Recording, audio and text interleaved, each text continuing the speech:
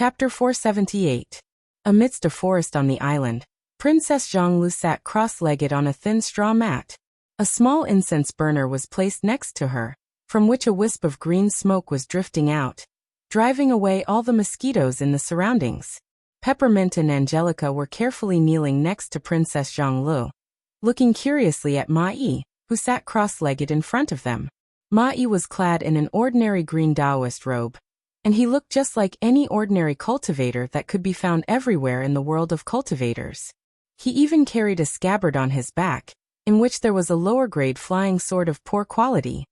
He nodded at Princess Zhonglu, then fished out a palm-sized jade slip and carefully placed it before Princess Zhonglu. His Majesty and all the courtiers have left Myriad Immortals' planet. Ma Yi's first words made Princess Zhonglu frown. Everyone? Princess Zhonglu asked. Everyone. His Majesty, the concubines in the imperial harem, the princes, the families of all the courtiers, and the disciples of all the immortal sects of Great Yin, have begun to move out 3 years ago. Ma Yi grinned and said, Now, Great Yin has found a planet in Yuhua heavenly realm that is inhabited by mortals and has no immortal sects, and has seized the power of one of them. 3 years ago, not long after Wuxia and Princess Zhonglu left Myriad Immortals' planet, Great Yin began to move out. Under the control of many civil and military officials of Great Yin, the move did not alert anyone from White Cloud Immortal Sect. When Ma Yi came to Green Cliff Planet to meet Princess Zhonglu in secret, all the properties of Great Yin had been moved out. They had taken away all the people and things that could be taken away from Myriad Immortals' planet. Princess Zhonglu took the jade slip and scanned it with her divine will, memorizing all the information in it. The information was very detailed, including the location of the planet where Great Yin was located, as well as the situation in all aspects. After memorizing all the information, Princess Zhonglu clasped her palm and shattered the jade slip. What about the other 5 dynasties? Princess Zhonglu asked after a moment of silence. Ma Yi grinned, nodded and said, Just like Great Yin, the other 5 dynasties have left Myriad Immortals' planet. Taking a deep breath, Ma Yi said, It's not a good feeling to live under someone else's roof. Now that all 6 dynasties have their own heaven immortals, they have enough overall strength to cope with the storms in the outside world. So why should we still covet what little foundation we have on Myriad Immortals' planet? He smiled proudly and said, His Majesty said that no matter where we go, we can build a foundation that is millions of times larger than Myriad Immortals' planet. Myriad Immortals' myriad planet is, and of Myriad Immortals of. By planet, Myriad planet. After a brief moment of pondering with a frown on her face, Princess Zhonglu asked, What is Grandpa trying to do? Ma Yi rubbed his hands. As Princess Zhonglu's confidant, he naturally knew what Yin Dan was trying to do. After a moment of hesitation, he looked at Princess Zhonglu and said, His Majesty said that since we can't live freely, we should live wildly. We will always be under the control of others, and we don't know when we will be crushed to death. So we should build a great cause before we die. Ma Yi laughed dryly, then lowered his voice and said, His Majesty said that after being the emperor for over 2,000 years, the people in the dynasty are all ordinary people, and he's tired of it. Since we are going to go crazy, we should go crazy. Why don't we do something to the celestial court? His Majesty said, Why can't he be the great celestial emperor who sits high above the celestial court? Princess Zhonglu frowned, twitched her lips and said disapprovingly, With Great Yan's current overall strength, how dare he covet the throne of the great celestial emperor? Heaven Immortals, Gold Immortals, Primordial Immortals. How many people are in between? Without the cultivation base of Primordial Immortals, who dares to covet that throne? Ma Yi smiled bitterly, shook his head, sighed and said, His Majesty said that since we are already here, we should try our best. Whether we succeed or not is another matter, but we should live well. Also, His Majesty has sent out a great number of men, preparing to. Before Ma Yi could finish his words, the green smoke rising from the incense burner next to Princess Zhonglu flickered abruptly. A tiny wisp of smoke spread out and transformed into a green smokescreen. Lights and shadows flickered within it, revealing the scene around the small island. High up in the sky, Ziyuexin and a skinny, wretched and cunning-looking man were stealthily casting a restrictive spell, trying to break the restrictive formations Wuxia had deployed around the small island. Ma Yi turned to look at Princess Zhonglu in surprise, his eyes filled with questions. This was Green Cliff Planet, the base of Yuanhua sect. As a disciple of Yuanhua sect, who dared to disturb Princess Zhonglu like this? If it were an outsider, it would be considered as a provocation to Yuanhua sect. If it were a fellow disciple of Yuanhua sect, it would be even more unreasonable. Such an action was not honorable, nor could it be considered as a friendly gesture between fellow disciples. Princess Zhongli's face darkened abruptly. She slapped the ground with both palms and sprung up into the sky, riding a 5-colored cloud and flying up into the sky. She recognized Ziyuexin. She was the person who harassed her a few days ago, and was nearly killed by her heavenly thunder. She rushed straight out of the defensive circle of the formation, and came before the two men, scolding coldly. "What are you trying to do by sneaking around?" Both Ziyuexin and the man were taken aback. A ball of bright light burst out from Ziyuexin's body to protect her, while the man spun in midair. A clump of purple smoke rose from behind his back, within which was a soul shadow shaped like a loach swaying. In just a blink of an eye, the man had fled several miles backward. Clang! Suddenly, Catfish Flood Dragon appeared before the man with a blink, carrying the huge hammer in her hand. The huge hammer came smashing down with a whistling sound. The man gave a strange cry, then pulled out a tiny dagger and slashed it across the air. Surprisingly, the tiny dagger did not seem to be in a disadvantageous position when it collided with the hammer. Sparks flew from the dagger, and a deep cut was left on the hammer, nearly causing half of the hammer to fall off. Both men staggered a few steps back at the same time. "Hey little guy, you have such a strong strength," Catfish cried out in surprise. The man gasped for a few breaths, then chuckled and said, "Big Fish Demon, I think your body is weak, and your strength is too little, right? TSK, why are you shouting about fighting and killing in such a beautiful scene? Hehe, I think your hammer is hollow, right?" The man's words were filled with hostility, which made Catfish Flood Dragon's eyes go wide. She was about to strike again in a fit of rage. Suddenly, a large cloud of water rose from the surface of the ocean down below, as Lord Xianxing rushed up into the sky with over 1,000 huge sea demons. The bodies of these sea demons, who were still absorbing the essence of the sun and moon in the formation a moment ago, were shrouded in a layer of strong silver light, which made them look even more mighty and extraordinary. Carrying huge weapons of the same size, they gave off a mighty air. Ziyuexin kept shaking his head. With a cheeky smile on his face, he looked at Princess Zhonglu, who looked angry and said, "Miss Zixian, why do you have to scare me? I don't have any evil intention in coming here. I really don't have any evil intention.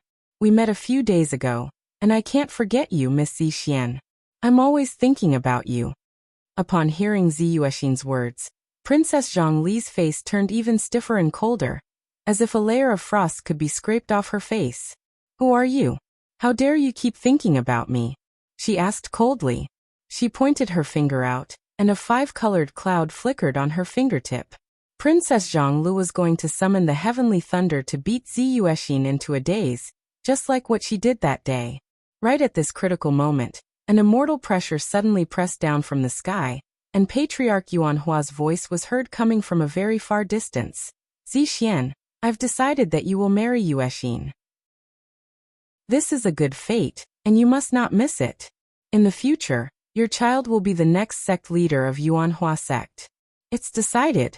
When I send someone to invite your grandfather, father, and all your relatives to Green Cliff Planet, I'll let you marry each other." Princess Zhonglu was suffocated by the tremendous immortal pressure. Although her fingertip was flickering with bright lights, she still could not summon the heavenly thunder. When Ziyuexin saw that Princess Zhonglu could not move, his lust was aroused. He came before Princess Zhonglu, and reached out his hand to touch Princess Zhongli's face. While doing so, he smiled and said, "Miss Zixian, a talent like you should never be held back by a common man." Princess Zhongli's face turned purple with anger. She tried her best to circulate the divine energy in her body, but the gap between her and Patriarch Yuanhua was just too huge. There was no way she could break free from the suppression of his immortal pressure. Patriarch Yuan Hua intended to force Princess Zhonglu. His immortal pressure came from afar, pressing down on Princess Zhonglu like a great mountain. Seeing that Ziyuexin's hand was about to touch Princess Zhongli's, Lord Xianxing gave a furious roar and threw the halberd out, which transformed into a purple thunderbolt, and shot toward Ziyuexin. "Take your filthy hand off me, you thief!" Lord Xianxing bellowed furiously. Ziyuexin did not give Lord Xianxing another look. A great force came from the void and smashed Lord Xianxing's halberd into pieces. Behind him, the bodies of over 1,000 sea demons, who had grown to a certain level, exploded at the same time. Their flesh and blood fell from the sky, but were blocked by the restrictive spells automatically generated by the island's defensive formation. Then, a great number of thunderbolts came shooting from all directions, and turned the flesh and blood into smoke. Lord Xianxing coughed up a mouthful of blood as well, and was thrown into the ocean by the great force. He did not float up for a long time. Catfish cursed angrily. She picked up the hammer and smashed it toward the man. Noticing that Catfish Flooddragon's overall strength was on par with his, the wretched-looking man grinned and teased her with words while waving the little dagger, aiming it viciously at Catfish Flooddragon's vital spots. Catfish's body was huge, so her movement was a little slow. On the other hand, the man was dodging around like a loach with oil smeared on it. His dagger produced a sizzling noise as it nearly hit Catfish's body a few times. Ziyuexin smiled complacently. His hand was about to touch Princess Zhongli's tender face, which looked like a blooming flower in spring. Right at that moment, Mai stealthily soared into the sky on a cloud. When he saw that Ziyuexin was trying to violate Zhonglu, his eyes went wide with anger. With a blink of his body, he sprung to Ziyuexin's side like a mad tiger. A beam of red light flashed, and suddenly, an 18-feet-long machete appeared in Mai's hand. With a flash, it sliced Ziyuexin into two halves. A ghostly howl was heard coming from the machete, as a dozen bloody fiend shadows squeezed out of it, grabbed Ziyuexin's soul, and dragged him into the machete. In just a blink of an eye, Ziyuexin's soul was devoured by the machete. How dare a mere nascent divinity cultivator be so arrogant and domineering? I'm also a heaven immortal now. Mai threw his head back and laughed wildly, then grabbed Princess Zhonglu and fled into the island. Catfish Flooddragon left the man and quickly followed Mai into the small island. Lord Xianxing, who was thrown to the bottom of the ocean, did not need anyone to remind him.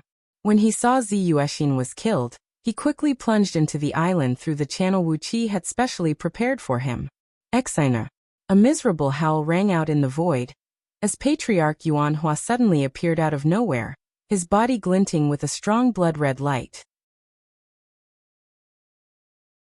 Chapter 479.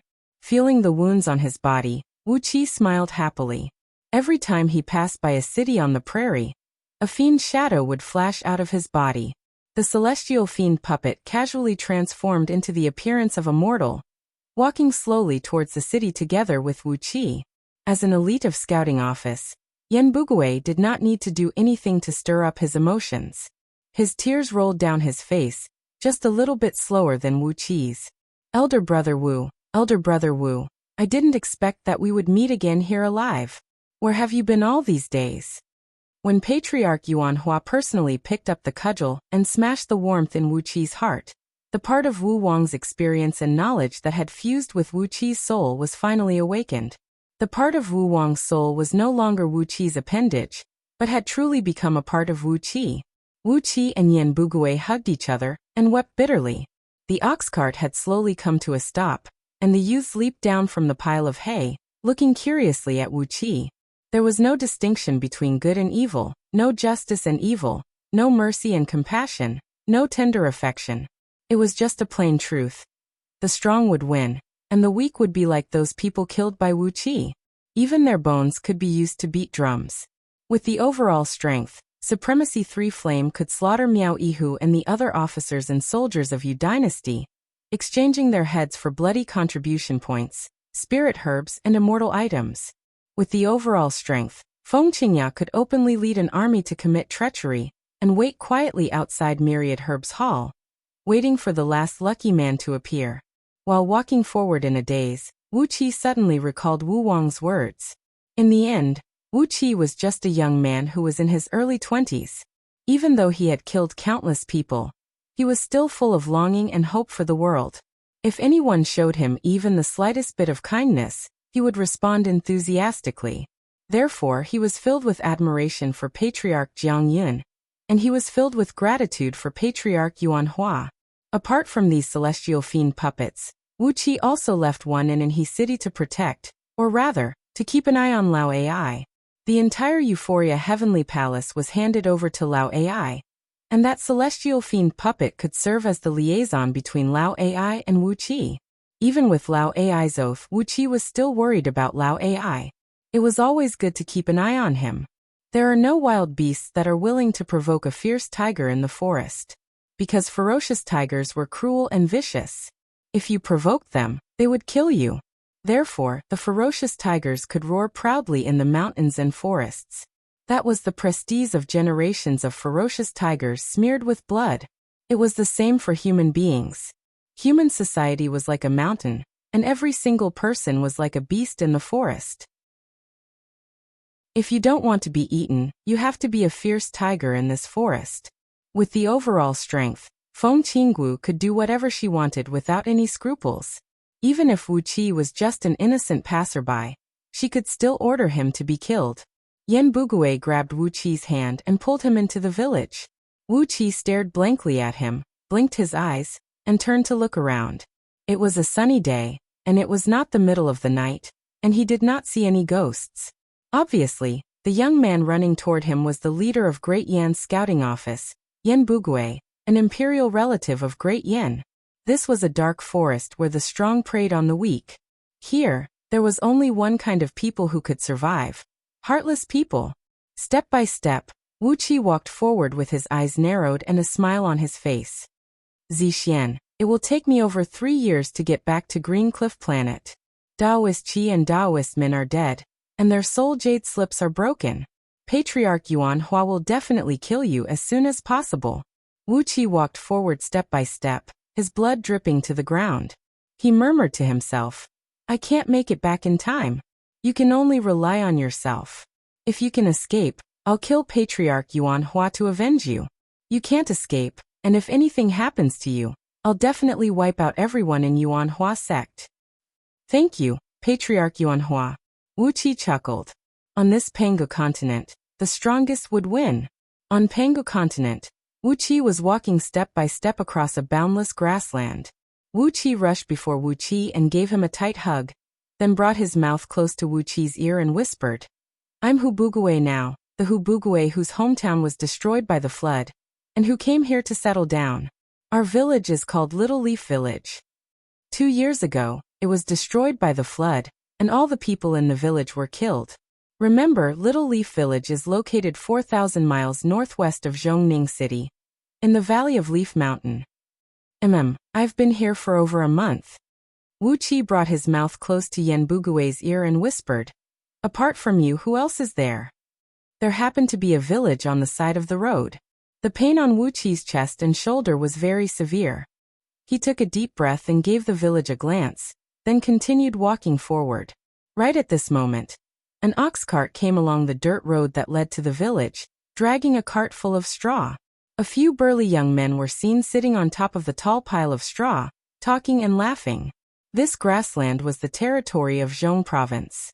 As long as he could get to Zhongning City, the administrative center of Zhong Province, he would be able to follow the map given by Supremacy 3 Flame and head to the dark abyss of the Northern Ocean. According to the Scroll of Stealing, there was a stream of innate yang energy in the dark abyss, and it was what Wu Qi needed the most right now. Step by step, Wu Qi walked forward, feeling the severe pain that kept coming from his body. Yet he was smiling cheerfully. There were still over 4,000 miles before he reached Zhongning City, and Wu Qi planned to finish the journey on foot. This was a trial for Wu Qi, a comprehensive examination of himself. Or in other words, a trial for himself.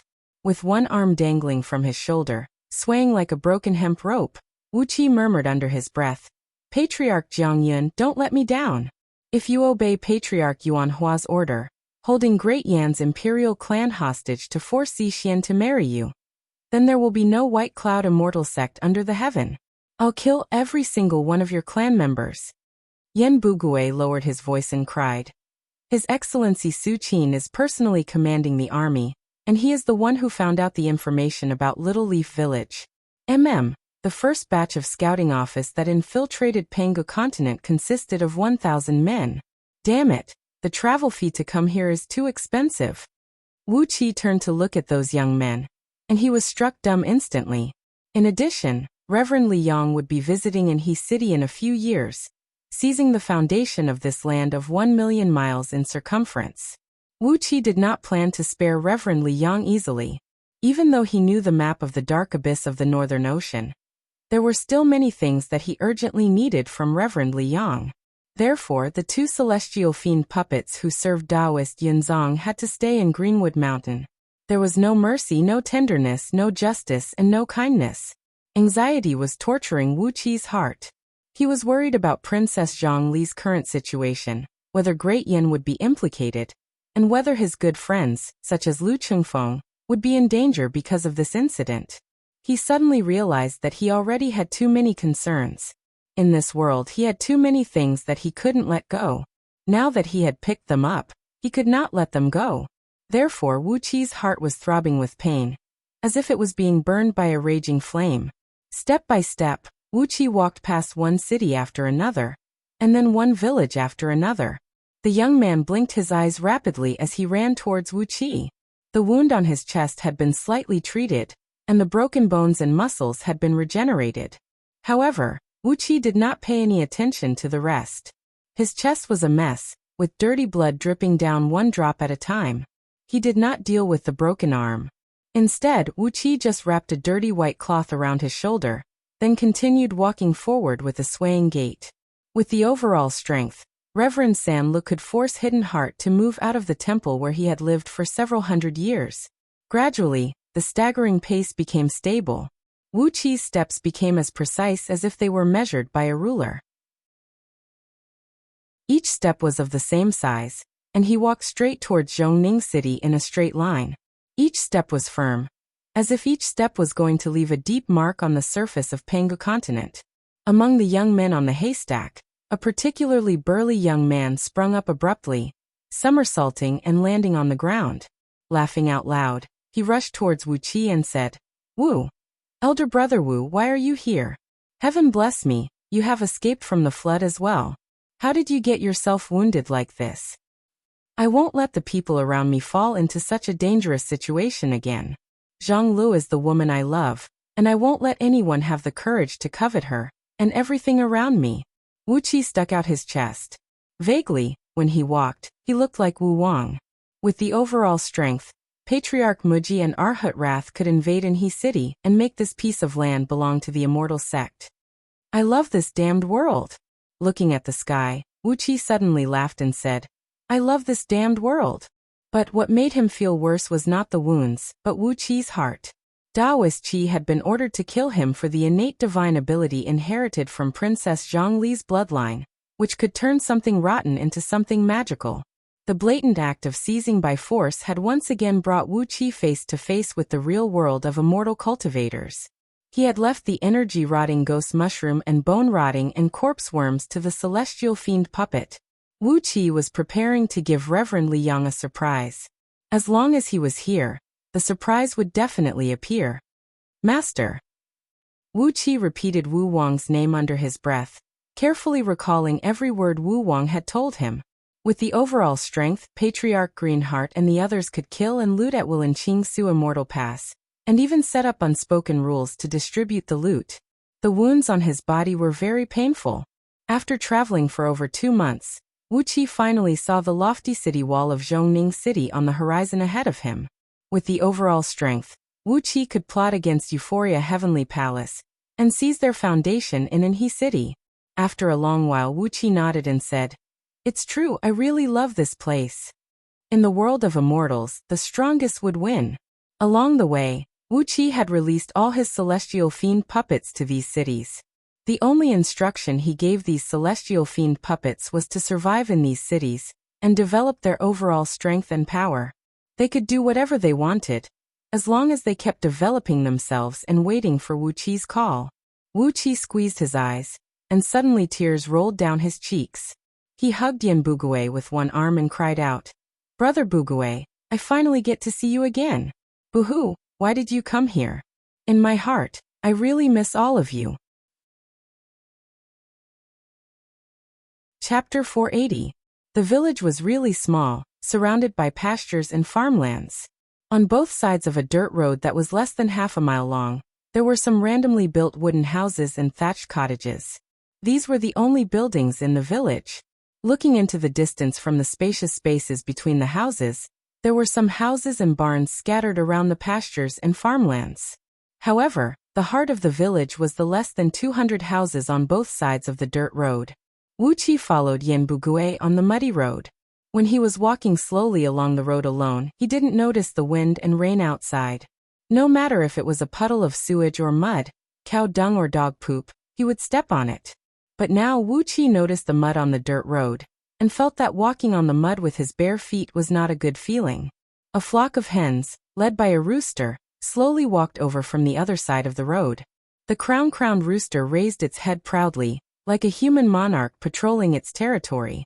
Its eyes swept across Wu Qi with disdain, not even pausing on Wu Qi for a second. Wu Qi walked past the proud rooster.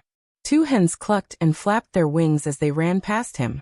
Their wings brushed against Wu Qi's bare calves, giving him a sense of life. The energy in his body, which had been dormant for over 2 months, began to flow again. The powerful green and water energies, which contained a strong life force, kept surging into his body. Wu Qi's external injuries still looked horrible and hideous, but the internal injuries in his body were healing at an incredible speed. His lungs, which had been severely damaged, were itching. This was the regenerating of new lung tissues. The itch made Wu Qi want to cough, but he forcibly stopped himself from doing so. His ribs were still full of cracks. A few sneezes or coughs at this moment would be fatal. Why torture himself? Yan Bugui greeted the people in the village with a smile on his face. The people here were as simple as the soil in the ground. They were gentle and quiet, and their humble bodies contained a tenacious heat. Wu Qi could sense the life force in their bodies, including a few old men who were sitting in the front yard, twisting hemp ropes. However, it was as strong as the life force in his body. This village is not bad, Wu Qi praised. Yan Bugui's mouth twitched and he scolded in a low voice. Someone doesn't see it that way. The two of them walked to the end of the street. Under a large jujube tree, there was a thatched cottage that had clearly been built not too long ago. It was still emitting the rich natural fragrance of soil and straw, standing right next to the trunk of the jujube tree. The big jujube tree was surrounded by a circle of stones filled with soil, forming a circle that looked like a flower bed. Su Qin, whose hair was as messy as a chicken's nest, was squatting on top of a stone, holding a chipped clay bowl in his hand and drinking porridge made from corn residue with a long face. Su Qin's clothes were ragged, made of sackcloth, the most common cloth worn by mortals on Pangu continent. No one knew if it was because he was bitten by a dog or some other reason, but his trouser legs were riddled with holes, and there were 2 large holes on his shoulders. His flesh was exposed everywhere, revealing his fair skin and his body that did not have much muscles. Wu Qi laughed, pointing at Su Qin. Su Qin raised his head up abruptly, and stared at Wu Qi's disheveled appearance for a long time. Only then did he recognize who this man, who was missing an arm, was. He let out a strange cry, threw away the clay bowl, covered his face with his hand, and ran into the cottage, slamming the door behind him. While laughing, Yan Bugui pulled Wu Qi to the door and kicked it open. He pointed at Su Qin, who was sitting on a wooden stool in the hall, rolling his eyes and grumbling nonstop, and said, "Old man, why are you hiding? Is there anything else that you can't see?" Laughing and laughing, Wu Qi came before Su Qin, bowed deeply and said, "Long time no see, old mister." Su Qin twitched his lips and breathed out a long sigh. He pointed at Wu Qi's broken arm and asked, "I thought you looked ugly enough. Why did you lose an arm?" Tsk, if Zixian saw this, she would be very sad. Waving his intact arm indifferently, Wu Qi smiled and said, "Don't worry, it can be reattached at any time." I just wanted to keep this broken arm to help me think through some things. Now that I've thought it through, when I'm in a good mood in the future, I can regrow it. It's not a difficult task.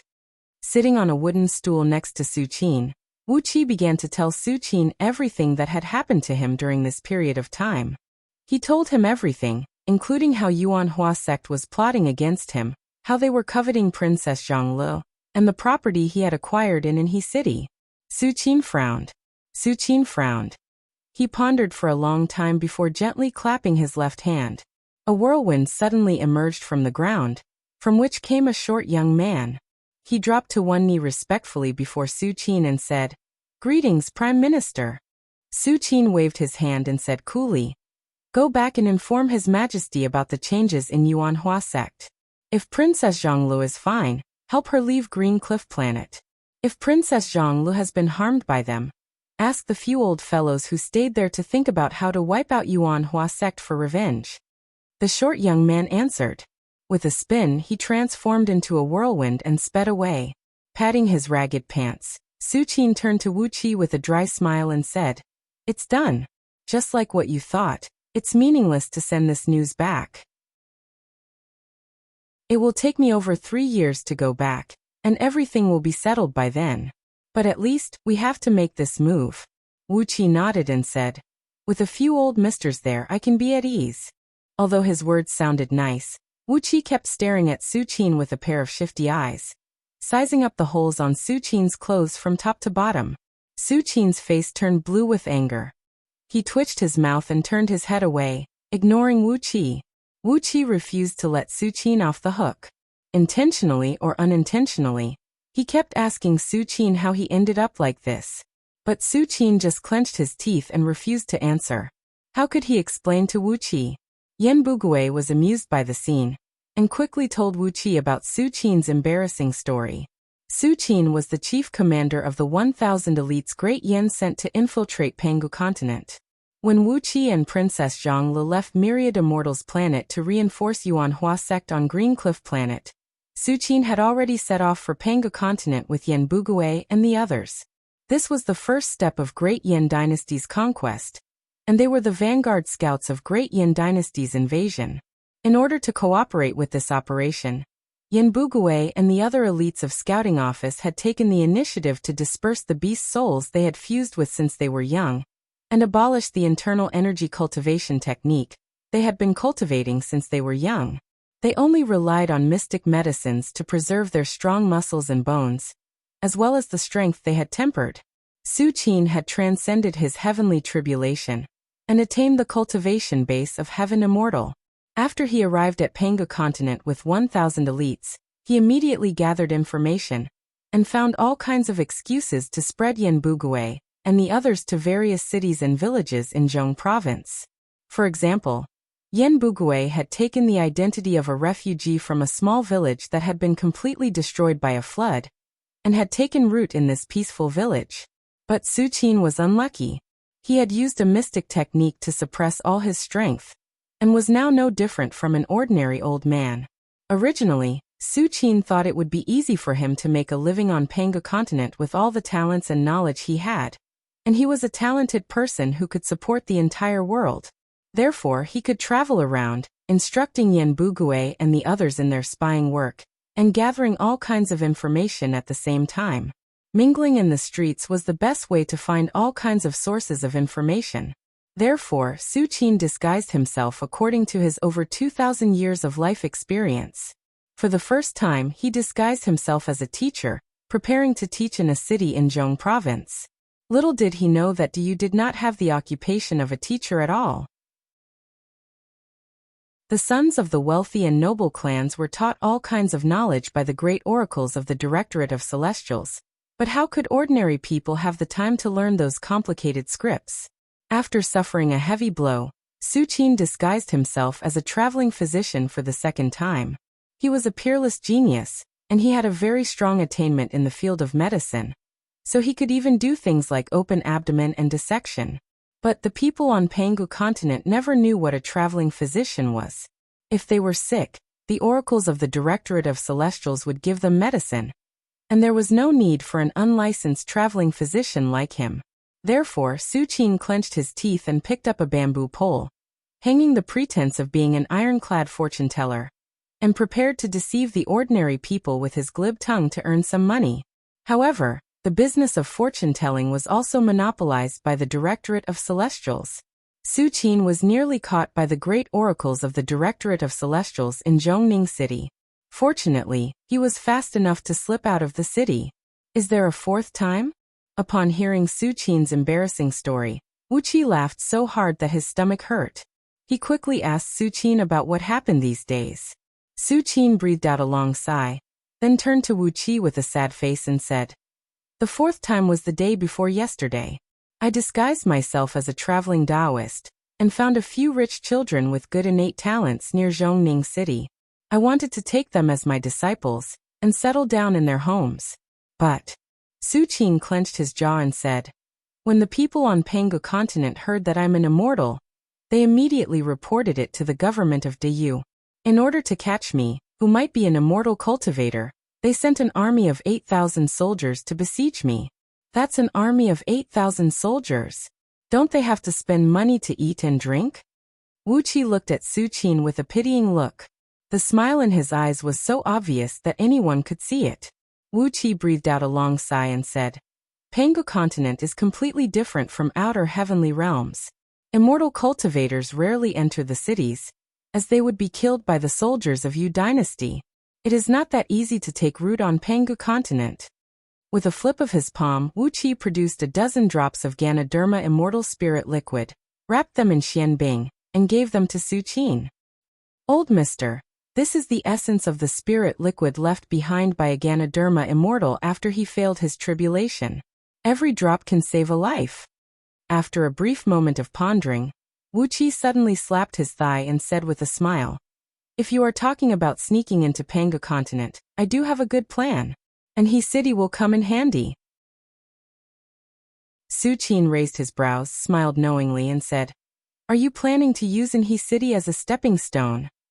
As Wuxia was about to tell Su Qin the plan he had just come up with, a hurried clapper was heard coming from the village entrance. Chapter 481. Wuxia, Su Qin, and Yan Bugui were struck dumb when they heard the jarring sound of the clapper, which was obviously made from a bamboo joint. They had never encountered something like this before. Although the sound of the clapper was jarring, it was not mixed with any murderous intent. Instead, it was filled with a sense of laziness. None of them knew what it meant. Suddenly, someone cried out from outside the courtyard, "Brother, who are you there? Someone from the government is here.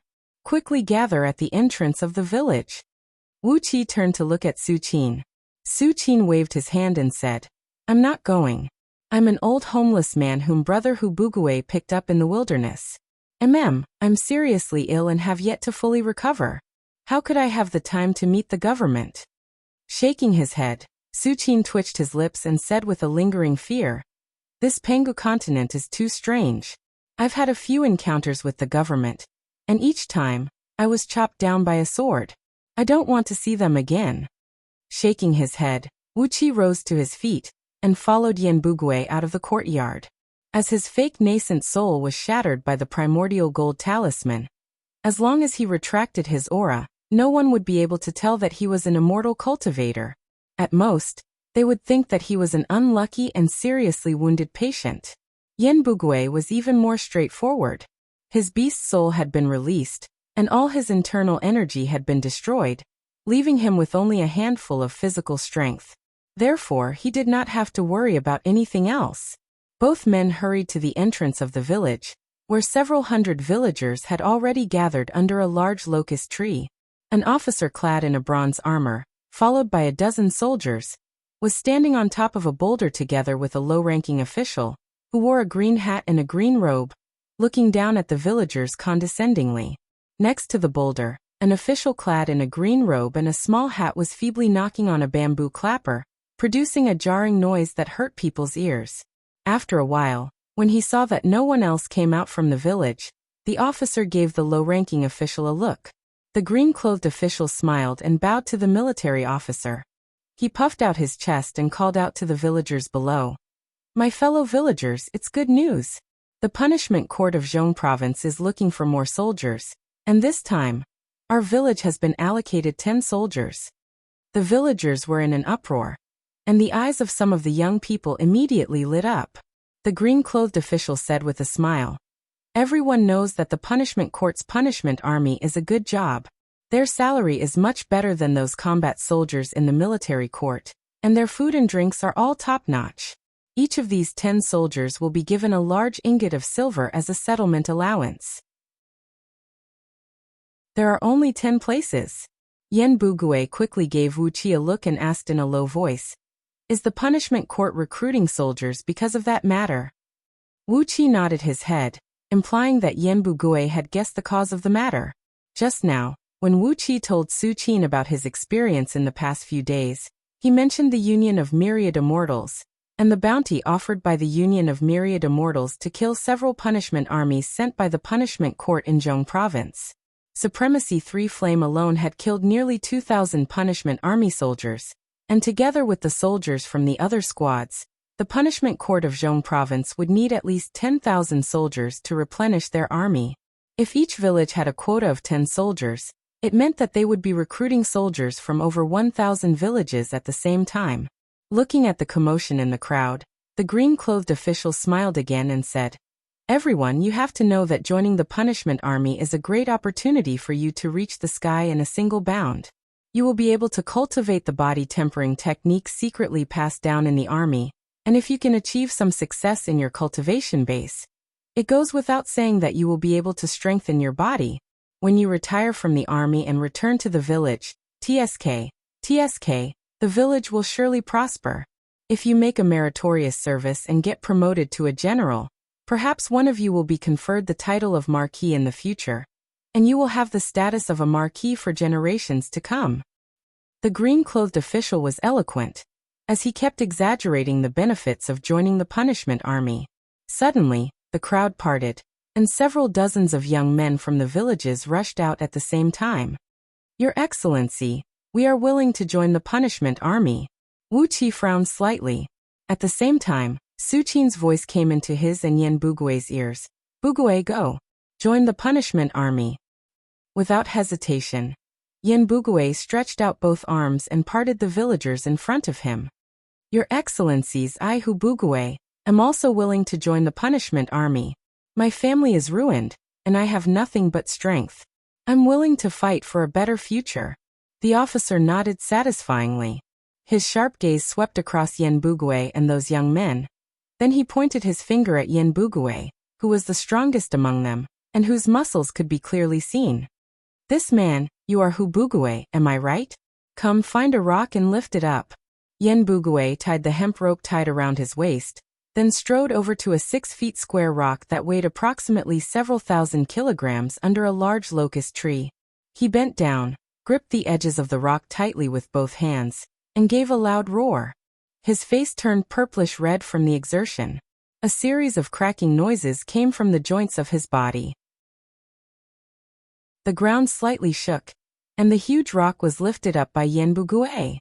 He slowly straightened his arms and lifted the rock high above his head. Chi-Chi, who was standing next to him, fell silent. Then several hundreds of villagers cried out in praise, "Bravo!"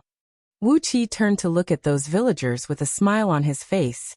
A few of them were strong and beautiful, as hot as the wild roses in the fields.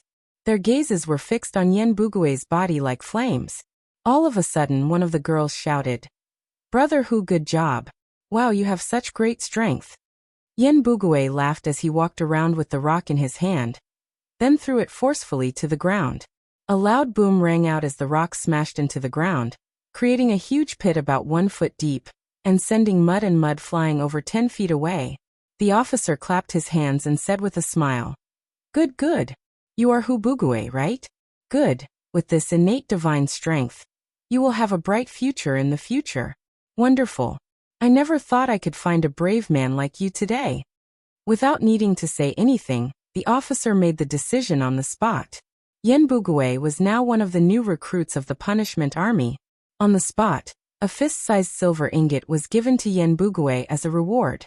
It was the settlement allowance for Yen Bugui. A wooden plaque made from hardwood was given to Yen Bugui, which was the proof of his identity as a new recruit.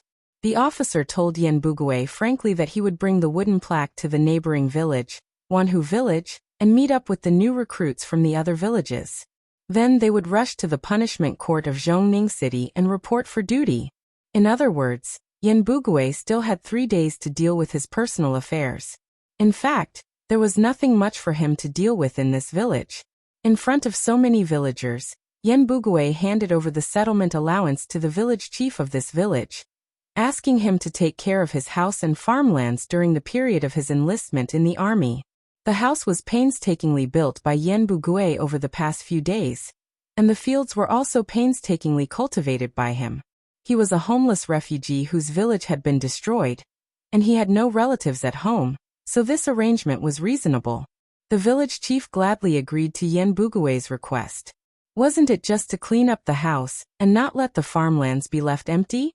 With this silver ingot in hand, what could be difficult for him?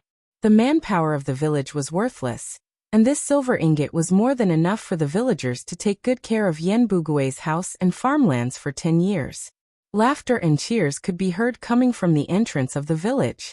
The remaining few dozens of young men were wrestling with each other, competing with each other on some skills such as drawing bows and shooting arrows. It took them nearly an hour to select the remaining 9 new recruits. After handing out the settlement allowance and the wooden plaque, the officer and the green-clothed official brought a dozen of their subordinates, mounted their mounts, and rode along the main road to the next village. Suddenly, there were 10 new recruits in the village. The villagers were so happy that they danced with joy, except for those young men who failed to be selected. Wuxia and Yen Bugui mingled in the crowd, listening to the excited discussions of the villagers. The salary of the punishment army was very high. The annual salary and grain income of each soldier was almost equal to the annual income of 20 families. Apart from Yen Bugui, the families of the other 9 young men who were selected would immediately live a good life. All the soldiers of the punishment army would cultivate the secret body strengthening technique of the human army, and would possess a strength far beyond that of an ordinary human being. When these young men retired from the army and returned to the village, with the protection of these powerful soldiers, the village would be able to live a peaceful life for several decades. Be it wild beasts or natural disasters, nothing would be a problem for these young men who possess superhuman strength. Of course, if some of them could be promoted to an officer, or even be conferred the title of a marquis, as the green-clothed official had said, they would bring even greater benefits to the village.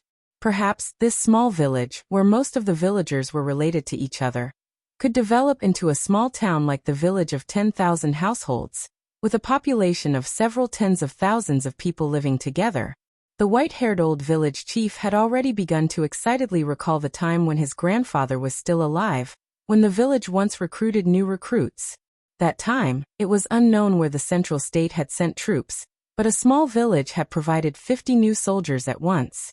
Although in the end, only 3 wounded soldiers with broken arms and legs returned to their hometown. Relying on the strength of these 3 soldiers, the small village with a population of just over 50 families had developed into a village with over 300 families. The old village chief concluded excitedly that this was the blessing of the ancestors, which had given the village such a good opportunity. Neither Wuxia nor Yen Bugui said a word. With a faint smile on his face, Wuxia pulled Yen Bugui towards the cottage at the end of the road, getting further and further away from the excited villagers. These villagers only saw the benefits brought by joining the punishment army. How could they understand the sorrow of those dead souls who were killed by Supremacy 3 Flames Flaming Thunder? Even Wu Qi himself had killed 20,000 soldiers led by Feng Qingya in Qingsu Immortal Pass. Were the relatives of those soldiers not as excited as the villagers when they sent them into the army? Wu Qi raised his head and looked at the sky, not saying a word. He began to perfect the plan that he had just come up with, how he could make use of an He city to help Su Qin and Yen Bugui. Since he had bumped into Su Qin and Yen Bugui here, he would have to come up with a good plan to deal with Lao Ai. When they returned to the cottage, Yen Bugui's words nearly made him choke with anger. "Prime Minister, can you support yourself on Panga continent when you ask me to join the army?" Chapter 482. Early in the morning, Yen Bugue packed a small bundle, then boarded an ox cart together with the recruits from the other 9 villages, heading towards the village of 10,000 households, which was 30 miles away. On the ox cart, the cheerful voices and laughter of the new soldiers were connected together. Their mood was like the morning sun in the sky, bright and resplendent. Only Yen Bugue was sitting on the shaft of the cart, smiling as he turned and waved at Wuqi and Su Qin. Wuqi waved his only arm and greeted Yen Bugue with a smile on his face. With both hands tucked under his sleeves, Su Qin squatted on a rock by the roadside like an old farmer, staring blankly at the rising sun. After a long while, he breathed out a long sigh and said, "This is a dangerous journey. That little fellow better not be targeted by those people from Myriad Immortal Alliance, or he will not be able to survive even if he has 100 lives." "Only great dangers can bring great opportunities," said Wuqi in a deep voice. "How can there be such an easy and peaceful thing under the heaven?" Wuqi tightened the bandage on his broken arm, then said coolly, "I'm leaving now. I need to find that tiny thread of fortune of mine." Su Qin rose to his feet, his mouth crooked as he murmured, "I'm leaving too. I need to take a stroll around and keep an eye on everything. It's not easy for those kids to come here, and I'm the only one in charge, so I need to take care of them from time to time. TSK, I don't believe that I can't make a name for myself in Pangu continent without even a single copper coin with me." He clicked his tongue complacently and said with a cold grin, "What a glib tongue. Su Qin humph." He held his head up proudly, clasped both hands behind his back, and walked towards the south. In a few villages several thousands of miles away, Yen Bugue and his elite scouting officers were lurking. The morning breeze blew gently across Su Qin's body, fluttering his ragged burlap clothes, making him look like the wings of a burnt crow. Wuqi gave Su Qin a look and said in a deep voice, "You have to be careful as well. This place is not peaceful. I hope you can live until 3 years later." Su Qin's figure froze for a moment, then he nodded. Without looking back at Wuqi, he tapped his foot on the ground, and his figure abruptly darted out a dozen miles away. Smiling faintly, Wuqi raised his head to look at the morning sun, and slowly walked towards the north. He walked very slowly, but with each step he took, he could cross dozens of feet. The ground under his feet slid quickly, and before long Wuqi had already traveled thousands of miles. Using Zhongning City as the coordinate, Wuqi carefully avoided the cities and villages along the way, heading in the direction of the dark abyss of the Northern Ocean. Pangu continent was vast and boundless. With the escape art Wuqi had used, it took him more than 2 months to cover half of the distance. Traveling day and night had exhausted Wuqi's mental strength. Finally, after crossing a desert filled with bottomless quicksand, Wuqi found a grassland with lush water plants and stopped. Sitting lazily with his back against a boulder, Wuqi leaned against the side of a road, quietly watching the people coming and going on the road that ran through the entire grassland. The reproduction ability of the human race was extremely strong. Although Pangu continent was constantly expanding, the human race seemed to have filled up the entire continent. At least, up until now, except for those forbidden lands where humans could not survive, Wuqi had not found a place without the existence of human beings. The grassland had a circumference of over 100,000 miles, and the road itself was tens of thousands of miles long. Towns and villages were densely packed on both sides of the road, and countless merchant caravans and pedestrians were passing through it. Wuqi lay on the side of the road, regulating his breath and restoring his energy, while admiring the expressions of the pedestrians on the road. Their joy, anger, sorrow, and joy, their every move, every word, and every word. These humans were humble and insignificant, and did not possess any mighty power.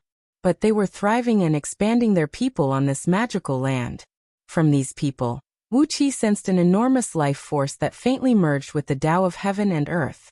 Wuqi sat on the side of the road for 3 days and 3 nights. When he was in a state of meditation and sensed the enormous life force hidden in the bodies of the mortals, Wuqi suddenly felt the ground beneath his feet tremble. It was as if Pangu continent had become a living being, and the tremble was its heartbeat. A vast and boundless life force that made Wuqi feel a terrible terror was being released from beneath the ground and spreading into the surroundings. The life force had always been there, But when Wuxia sensed the endless life force in the bodies of the mortals, he suddenly saw the purple life force rising from the ground and spreading into the surroundings. The purple life force had blanketed the entire Pangu continent, fusing with the starlight energy essence sprinkled down from the sky and turning into a vast, hazy, yellow mist that covered an unknown area. The deep, muffled heartbeats kept ringing in Wuqi's ears. Gradually, his heart began to beat along with the heartbeats. When the purple life force fused with Wuqi's body, he felt an itchy sensation, and the serious injury Wuqi had deliberately ignored healed rapidly. In just the blink of an eye, before Wuqi could stop the strange change, the wound on his chest had healed, and his skin was smooth and clean as if he had never been injured. When Wuqi woke up from this wonderful enlightenment, his broken arm had magically grown back.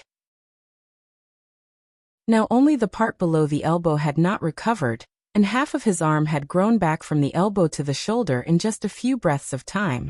And the strength of this new arm was a few times stronger than his intact arm. It was purely the strength of his fleshly body, without the enhancement of any natural energy. Wuqi sucked in a cold breath and looked up at the sky. He seemed to have vaguely understood what was going on with the cultivation technique of the human race. Just as he was lost in thought, a hunchbacked old man, dressed in ragged clothes, carrying a bamboo basket filled with worthless common medicinal herbs, and carrying a sickle in his hand, was walking crookedly along the main road towards him. The old man had a very hunchbacked back, and the meatball on his back was almost as big as a camel's hump. His eyes could only stare at the ground, and he could not even look straight ahead. He could only see the ground 3 to 5 steps in front of him. Old, skinny, and hunchbacked, his grayish-brown skin was covered with age spots. He was an old man with 1 foot in the grave and 1 foot in the grave. He slowly walked on the main road, humming an extremely simple song that gave people an incomparably ancient feeling. The trembling voice drifted out along with the wind, startling Wuqi, who was sitting on the ground in a daze. Wuqi took a glance at the old man, who was carrying a large bamboo basket on his back, and breathed out a soft sigh. He seemed to have found a cultivation technique that was even more miraculous than the dragon transformation script. At least, the dragon transformation script could not regenerate Wuqi's broken arm in such a short time. In just a short moment, Wuqi had come to the conclusion that if someone could freely control this endless purple life force, his body would never be destroyed when he stood on the ground. Just like the earth giants in the Western mythology, as long as they stand on the ground, they will have endless strength. Wuqi smacked his lips. The hunchbacked old man walked past Wuqi with trembling legs. His waist seemed to be very sore. After taking a few steps past Wuqi, he stopped, pressed both hands on his waist and hammered it. He coughed a few times, turned to Wuqi and said with a sigh, "I'm old and useless. When I was young, people said I could carry a mountain and walk on my back, but now I'm really old." Wuqi was taken aback. He did not expect that the old man would talk to him. He smiled, nodded at the old man, and said with a serious expression, "You're so old, why are you still traveling around? You should stay at home and enjoy the life of leisure." The sun hung high in the sky, sprinkling its scorching rays down onto the ground. The hunchbacked old man was soaked in sweat, and beads of sweat rolled down his chin, splashing a few tiny water stains on the dry dirt road. The old man panted heavily, shook his head and said with a sigh, "How can I stop when my descendants are so disappointing? Enjoy the life of leisure? Sigh." The old man sighed, shook his head and continued walking. Wuqi looked at the old man silently, shaking his head as well. Wuqi rose to his feet, and when he was about to continue his journey towards the northern ocean, a rapid clatter of hooves came from behind him. At first the clatter was quite far away, but soon it was getting closer. Within the span of 2 breaths, the clatter was at least tens of miles away. Wuqi turned his head abruptly and saw a group of ferocious cavalrymen, riding on a strange beast that looked like a buffalo, but had a pair of sharp horns and a body full of green scales. It was a beast with the nature of wind, and was running wildly along the road. The total number of cavalrymen was over 1,000. Each of them was clad in heavy scale armors, and their faces were covered with thick metal masks. Not even a little bit of their skin and flesh was exposed. On both sides of the saddle of the over 20 feet long buffalo were weapon bags made of leather, with 8-feet-long coiling dragon halberds of the same color. The leading cavalryman was holding a 30-feet-long flagpole, on which a large blood-red flag was fluttering in the air. All the pedestrians and vehicles on the road backed away in fear, fearing that they might get in the way of these cavalrymen and suffer an undeserved disaster.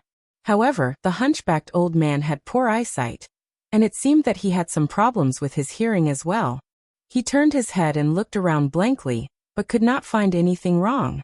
Through the vibration coming from under his feet, he knew that something dreadful was approaching. Damn old fogey, get lost. The cavalryman arrived before the old man. The leading cavalryman waved a long whip made from animal tendons, which was as thick as a toddler's fist, and swung it towards the old man. The long whip produced a shrill noise in the air, and swung towards the old man's face like a poisonous snake. The surrounding pedestrians cried out in shock. Even a rock would have a crack on it, let alone this old man. Wuxia frowned.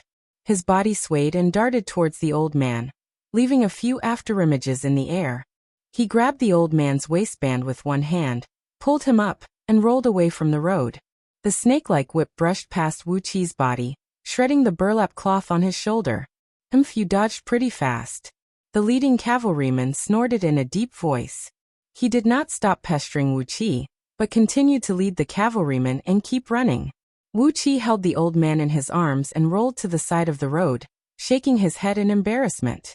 He did not use any magical power or magic, but only relied on his strong physical strength to make this set of movements. Therefore, he looked a little embarrassed when he dodged the whip. The hunchbacked old man coughed violently, rolled his eyes, and said with a long sigh, "The moral of the world is not as good as it used to be. How could there be such disrespect for the elderly in the past? Look at me now, I'm just one step away from death. Can't you let me have a good death?" Wuxia shook his head. He avoided the eyes of the pedestrians on the road, took out a few silver ingots, and stuffed them into the old man's hand. After that, he turned around and left without saying a word. The old man suddenly reached out his hand and grabbed Wuxia's sleeve. Chapter 483. Rip. Wuxia's tattered linen sleeve was grabbed by the old man, and the entire sleeve was ripped off. Turning around with a bitter smile, Wuxia looked at the hunchbacked old man and asked, "Why did you grab me? I don't need to thank you for saving my life. You're an old man, and you were killed in public. I can't stand it, that's all." The hunchbacked old man coughed a few times and threw away Wuxia's sleeve. Trembling, he walked to Wuxia, lowered his voice and sighed, "Young man, well done. Nowadays, it's rare for an old man like me to show mercy. TSK, your luck hasn't been good lately." Raising his eyebrows, Wuxia looked at his broken arm and said indifferently, "Of course my luck isn't good. If I was lucky, I would have lost an arm." Reaching out his hand, the old man grabbed Wuxia's hand and dragged him to a bumpy rocky area on the grassland beside the road. He said in a low voice, "Come follow me. Sigh, young man, you should be more courageous. Are you still afraid that an old man like me, who only has one breath left, can do anything to you?" Wuxia rolled his eyes a few times, then let the old man pull him to the rocky area about a mile away. From afar, there were dozens of natural rock pillars, each about 70 to 80 feet tall. Hundreds of rocks of different sizes were scattered on the grassland, forming a barrier that looked like the foundation of a house. A few groundhogs, unique to the grassland, were standing on top of a big rock, staring at Wuxia and the hunchbacked old man. The hunchbacked old man panted and pulled Wuxia to the rocky area, avoiding the pedestrians who were shouting and discussing the scene where Wuxia saved someone under the whip. Walking around a few big rocks, the hunchbacked old man pulled Wuxia and sat down on a grassland with a circumference of several feet. The hunchbacked old man leaned against the ground, and finally, he could look at Wuxia's face. The hunchbacked old man let out a deep laugh. He shook his head and said, "The space between your eyebrows is black, and dark energy is rising from the back of your head. Your luck has been very bad recently. What's a broken arm? You almost lost your life, didn't you? In just a few months, you almost lost your life, didn't you?" Wuxia shivered. He gazed deeply into the old man's eyes, which had more white than black, and said in a deep voice, "Old man, if you want to say something, just say it. I can see that you're not an ordinary person. If you have anything to say to me, just say it. Aya. The hunchbacked old man rubbed his palms and shook his head with a wry smile. A young man who speaks so directly is not cute at all. Sighing, the old man shook his head and said, however, at least he still has some respect for his elders. He is still a very good young man. Unlike those bastards nowadays, all of them have forgotten their ancestors and don't respect the elderly. Sigh, what's going on? Wuxia looked at the old man and didn't say anything. The old man shook his head, grabbed the bamboo basket on his back, and rummaged through those worthless herbs for a while. Finally, he fished out a 1-foot-long, 3-inch-wide, flat bone plate that was pale golden in color. The bone plate was as smooth as a mirror, and the golden bone was naturally covered with complicated patterns. The pale purple patterns were inlaid with specks of silver light. Wuxia suddenly felt that the patterns on the bone plate were very familiar. Looking at the old man with a strange look, Wuxia raised his head and looked at the sky. The sun was shining brightly, and no stars could be seen. However, Wuxia was sure that the patterns on the bone plate were part of the map of the stars in the night sky. The old man waved his palm, and the patterns on the bone plate twisted and changed along with the changing light and shadow, as if there really were hundreds of stars moving on the bone plate according to some kind of orbit. This is... An idea suddenly flashed in Wuqi's mind. This seemed to be the skeleton of some kind of strange beast, the beast of fortune and misfortune. The scroll of stealing only briefly mentioned about this strange beast, because the inheritor of the scroll of stealing did not think that this beast of fortune and misfortune was useful. Therefore, the description of this beast of fortune and misfortune was very simple. The old man grinned. He gently stroked the bone plate and said in a low voice, "Young man, you have saved this old man today. Therefore, this old man will use this bone plate of the beast of fortune and disaster, which I have kept for half of my life, to predict your future good or bad luck. If it's a bad omen, you'll have to find a place to hide. If it's a good omen..." The old man pondered for a while, then Wuxia asked, "If it's a good omen, then what?" The old man grinned, shook his head and said, "Look at your unlucky aura. How can it be a good omen?" Wuxia nearly fainted because of the old man's words. He fiercely glared at the old man and said in a deep voice, "Then please give it a try, old man." No one liked to be told that they were going to be unlucky, and naturally, Wuxia didn't like to hear such unlucky words either. The old man grinned, stroked the bone plate, and began to recite a spell with a strange voice. The surrounding light suddenly turned dark, and a cold air emerged from the ground. The scorching sun in the sky had lost its power, and the cold air began to drill into Wuqi's body through his pores. The cold air was so sticky that it felt like a solid substance, and it made Wuxia shiver. Hastily, he circulated his innate energy to resist the invasion of the cold air. A deep ghost howl was heard coming from the depths of the ground. A foot-tall grayish-white whirlwind, bringing with it an eerie ghost aura, emerged from the ground underneath the old man's feet, swirling and spreading in all directions. All of a sudden, the green grass on the grassland withered, as if all the life force and water in their bodies were sucked out in an instant. The ghost howl made the innate nascent soul in Wuqi's body restless. Fortunately, he had the divine flame of order to stabilize his mind. He glanced around, and a faint purple and green gleam shot out from his pupils. With that, the ghost howl and the cold air no longer dared to approach his body. The old man raised his head and gave Wuxia a surprised look, then nodded and said with a smile, "Young man, you still have some good stuff with you. Not bad." Wuxia didn't say anything. He sat down with his legs crossed, both of his palms locked into an ice lotus seal, which was unique to the dark water scripture, and shielded his dantian. Eerie cold air kept rushing out from his body, stabilizing his mind while freezing the surrounding cold air with cracking noises. Large pieces of ice crystals fell from the top of his head, and not long after that, the grassland around them had turned white, as if winter had suddenly arrived. Gradually, a strange incantation was heard, as the old man pointed his finger at the ground in front of him. Amidst the screeching of ghosts, 7 pitch-black little ghosts, each about 1 foot tall, and with their long tails raised, darted out from the ground. They were screaming and shrieking, randomly throwing a few pale white bones that were dragging in their hands onto the ground. These bones were oddly shaped, and they were densely covered with sharp thorns. Obviously, they did not belong to human beings. The elderly man reached out his hand and piled those bones into a pile. A few white whirlwinds swooshed over and hovered around the pile of bones, after which, a gray-white flame suddenly rose and set those bones ablaze. The gray-white flame gathered into a foot-wide sphere of fire, from which, a stream of white smoke rose straight into the air, reaching over 100 jong high. Being blown by the wind, the smoke dissipated into large clouds of white smoke dissipating in the air. The bone plates of the beast of fortune and disaster were thrown into the grayish-white flame. The old man recited a few incantations in a low voice, then abruptly raised his head and said to Wuxia, "A drop of blood now." Wuxia remained silent, staring at the old man without saying a word. The old man was taken aback. Then he suddenly came to his senses and laughed out loud. He shook his head, sighed and said, "If I want to harm you, no matter how high your cultivation base is, you can never escape." With a flip of his hand, he pointed at the ground next to him. Immediately, the withered grass sprouted and grew back. The old man chuckled and flicked his finger. Suddenly, the ordinary grass turned into cabbages that covered the ground.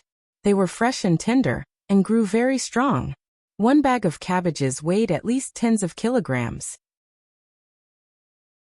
All the muscles in Wuqi's body began to twitch, and his scalp went numb. Heaven immortals could only use the most superficial laws of heaven and earth, using their power to destroy. Therefore, the battles between heaven immortals were often filled with flashes of lightning and rumbles of thunder, and the sky was filled with dazzling lights. The effect of light and shadow was very pleasing to the eye. Gold immortals could twist the laws in a small area. What they studied was not the laws themselves, but the derivation and transformation of the laws. They could turn stone into gold, turn water into oil, and even blossom. These were the unique abilities of gold immortals. But to turn grass into cabbages, to completely transform one living thing into another, was something only the legendary primordial immortals, who could destroy, and change the laws could do. It seemed easy to turn grass into cabbages, but in fact it was 10,000 times more difficult than turning stone into gold. Without saying a word, Wuqi smashed his palm on his broken arm. His skin and flesh split open, and a great amount of blood sprayed out, sprinkling on the bone plate that was scorching hot by the grayish-white flame. As soon as the blood sprayed out, the bone plate made a loud crashing noise. Countless silver spots flickered rapidly on its surface, and a dozen intertwining cracks suddenly appeared on it. "Tisk, do you think human blood is like a river that doesn't need money?" The old man gave Wuqi a fierce glare and muttered in a low voice, "I've told you I only need one drop. Do you think it's nice to see it turn into a bloody mess?" Upon seeing the bone plate crack, the 7 black imps, who had just brought the white bones here as firewood, leaped and pounced on the old man, opening their mouths to gnaw on the old man's finger. The old man grabbed the scythe and swiftly hacked at the imps, causing black smoke to spray out from their bodies and nearly cutting them in half. The 7 imps were so frightened that they let out a strange cry, then turned into a plume of smoke and dissipated in the air. The old man cursed in a low voice, "What a bunch of greedy little things. You're only helping me with a small task, yet you still want to get some benefits? I'm just one step away from death, and if you keep sucking my blood, won't I die a few days earlier?" Shaking his head, the old man picked up the bone plate and carefully studied the cracks on it. After studying it for a full 15 minutes, the old man's expression flickered slightly. He stared at Wuqi, sighed and said, "This is an ominous sign. You're really unlucky. If you keep going forward, you'll be killed. But I'll be honest with you, there is a great opportunity hidden in this ominous sign. If you can go through it, you'll transform from a grass snake into a heavenly dragon, an opportunity that will bring you a meteoric rise. I don't believe you can go through it." Wuqi narrowed his eyes and remained silent for a long while. He glanced at the hundreds of bags of cabbages around him, then slowly stood up. Bowing deeply to the old man, Wuqi said in a deep voice, "Since there's a chance, I'll keep going. Thank you, my dear senior." Humming a folk song, Wuqi turned around, transformed into a gust of wind, and flew towards the north. The old man paused for a second, then shook his head and cursed in a low voice, "You're courting death. You've wasted a bone plate of a beast of fortune and disaster. A faint laugh suddenly came from one of the cabbages. But he's a kind-hearted kid, isn't he? The old man remained silent and pondered. After a long while, he transformed into a gust of wind and disappeared in the air. People always change. Especially those, humph. Chapter 484. When an ant stood in front of a dragon, even if the dragon showed 100% kindness, the ant would flee at the fastest speed. There was no other reason other than the huge difference between them. Realm, overall strength, the superiority of species, and so on. Immortal cultivators were still human beings. Heaven immortals only had a trace of humanity, and gold immortals were not human beings at all. As for primordial immortals, only heaven knew what they were. In short, Wuxia was like a pitiful ant who had just escaped from the claws and fangs of a dragon, fleeing toward the northern ocean at the fastest speed. He did not even dare to turn his head back, fearing that he would be dragged into some vortex that could crush him to pieces. Without sufficient overall strength, one should not get involved in things that one could not afford to get involved in. This was the only way to save one's life in the world of immortal cultivators. This time Wuxia no longer walked slowly. Instead, he used all the means available to him to rush toward the dark abyss of the northern ocean at the fastest speed possible. Along the way, Wuxia only stopped twice to sit cross-legged and communicate with his celestial fiend puppets with his mind. The first time was when Supremacy 3 Flame made up his mind to stay in He City. He told Wuxia's clone that he, Supremacy 3 Flame, was not the kind of man who would leave after getting some benefits. Therefore, Supremacy 3 Flame stayed in He City as Wuxia's friend, which could be considered as adding a very strong combative force to Wuxia. Wuxia thought it was a serious decision. At least, it was not a big deal for Supremacy 3 Flame to wander around with a little girl like Shuemei. At her age, she needed a stable living environment. Therefore, Wuxia welcomed Supremacy 3 Flame's decision with open arms. The second time was because Zhong Province's punishment court had once again sent a punishment officer to He City to investigate the truth behind Miao Yihu's death.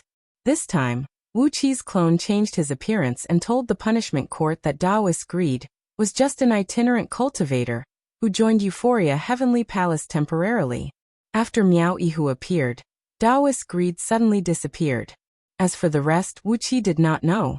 The punishment court had no choice but to withdraw from He City. But according to Bai's investigation, there are many unknown people lurking in He City. Wuxia did not make any response to this. If the government of Zhong Province wanted to lay their hands on He City, that would be the best outcome. By the time Reverend Liang arrived at He City with all the gold immortals of Green City, Wuxia would have plenty of ways to make them swallow each other. After settling all these things, Wuxia temporarily cut off the connection between himself and the celestial fiend puppets, focusing all his attention on the journey. They had been rushing for over 2 months, running for such a long time without any rest. Suddenly, a large cloud of water vapor rose up in front of them, and the faint sound of waves was deafening to their ears. They had arrived at the dark abyss of the northern ocean.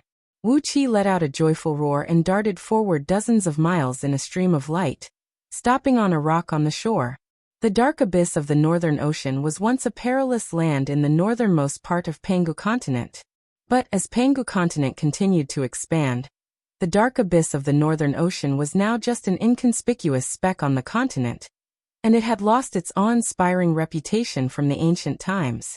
Tens of thousands of lakes of various sizes appeared in front of Wuxia like stars falling from the sky. The smallest of these lakes measured several thousand miles in circumference, while the bigger ones were tens of thousands of miles wide. Between these lakes, there were usually only mountains and hills separated by tens of miles, and they were connected by waterways that looked like spider webs. Regardless of the size of these lakes, they all had one obvious characteristic: they were extremely deep.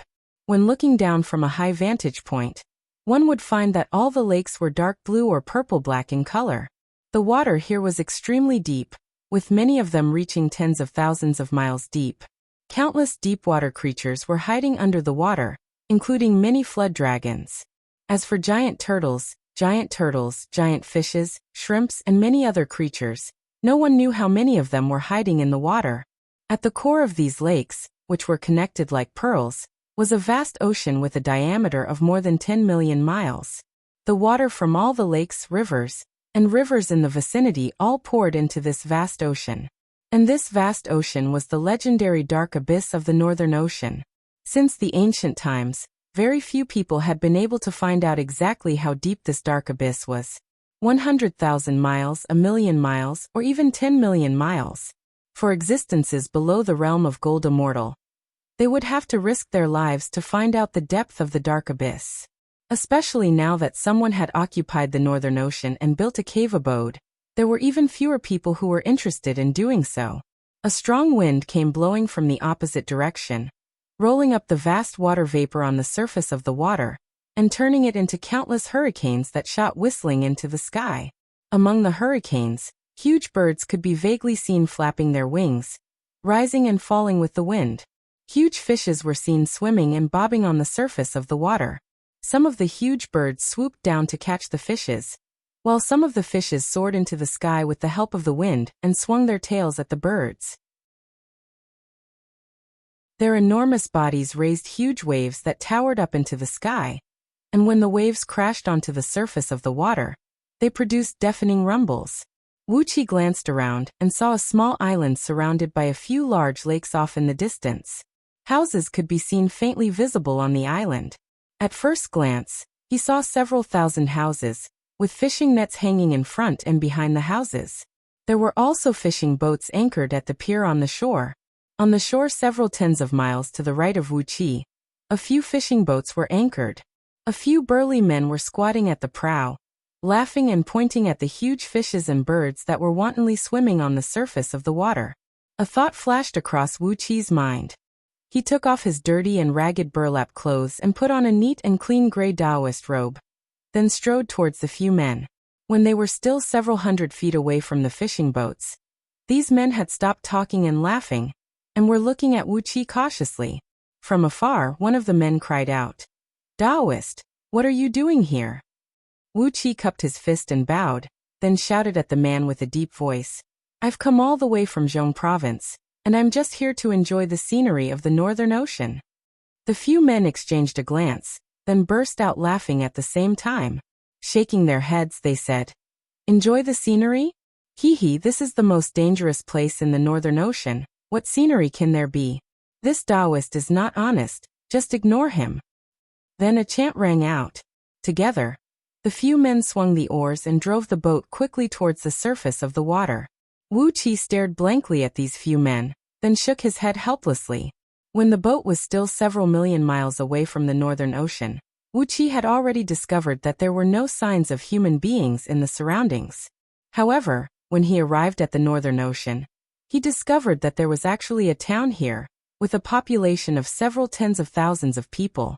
How could he not come here to inquire about the situation? However, he did not expect that these fishermen would be so difficult to deal with. He did not even give them an answer, yet they turned around and left. Was he going to chase after them and force them to inquire about the situation in the Northern Ocean? Now that the Northern Ocean was a place with an owner, there must be a reason why these people were gathering at the border of the Northern Ocean. Beating the grass and startling the snake is not worth it. Rubbing his chin helplessly, Wuxia looked at those fishermen and shook his head helplessly. He glanced to the left and right for a while. Several hundred miles away, separated by a mountain ridge shaped like a screen, he found a lonely fishing boat at the edge of another body of water that was connected to the lake through a 100 miles long waterway. Hastily, he exercised an escape art and darted towards the fishing boat. Noiselessly, he came to the shore, which was only a step away from the fishing boat. Smilingly, he stepped onto the stern of the boat. As soon as Wuxia stepped onto the boat, the fishing boat began to move. The fisherman, who was squatting on the prow with his head lowered, turned his head and asked, "What is the job of a Taoist?" The fisherman, who was wearing a bamboo hat and a straw raincoat, looked to be at least 80 or 90 years old. He was missing his left arm, which was broken at the shoulder. He looked very similar to Wuxia.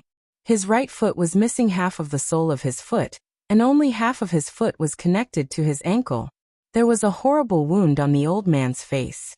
It was as if a huge claw shaped like a flood dragon had swung fiercely from the left corner of his forehead all the way to the right side of his chin. For wounds had nearly split his head open. Now, only a thin layer of skin covered his bones, and the 4 deep wounds formed a strong contrast with his twisted face. Baring his teeth, Wuxia expressed his strong admiration for this old fisherman for being able to survive until now. Cupping his fist and bowing, Wuxia turned to the old fisherman and said with a smile, "Old sir, you asked me to do what I am here for. Is there anything interesting in Northern Ocean?" The old fisherman smiled faintly, shook his head and said, "Murder and arson? TSK, this Northern Ocean is a desolate place. Apart from our Ling Ao Island, there are no signs of human habitation within tens of millions of miles. It's impossible for us to visit our relatives and friends here, and sightseeing is even more difficult. But I do find it interesting to come here for murder and arson." Wuxia laughed dryly. He walked to the prow, squatted down beside the old fisherman, shook his head and said, "I do murder and arson occasionally, but it's not my main business. Come to Northern Ocean." "TSK, old sir, have you been living on Ling Ao Island for generations?" Lowering his head, Wuxia saw a dozen strange creatures hovering near the prow. They were about 10 feet long, shaped like eels, but covered with dragon scales, and emanating a faint red gleam from their bodies. These creatures were floating lazily on the surface of the water, their mouths wide open, breathing bubbles as they slept.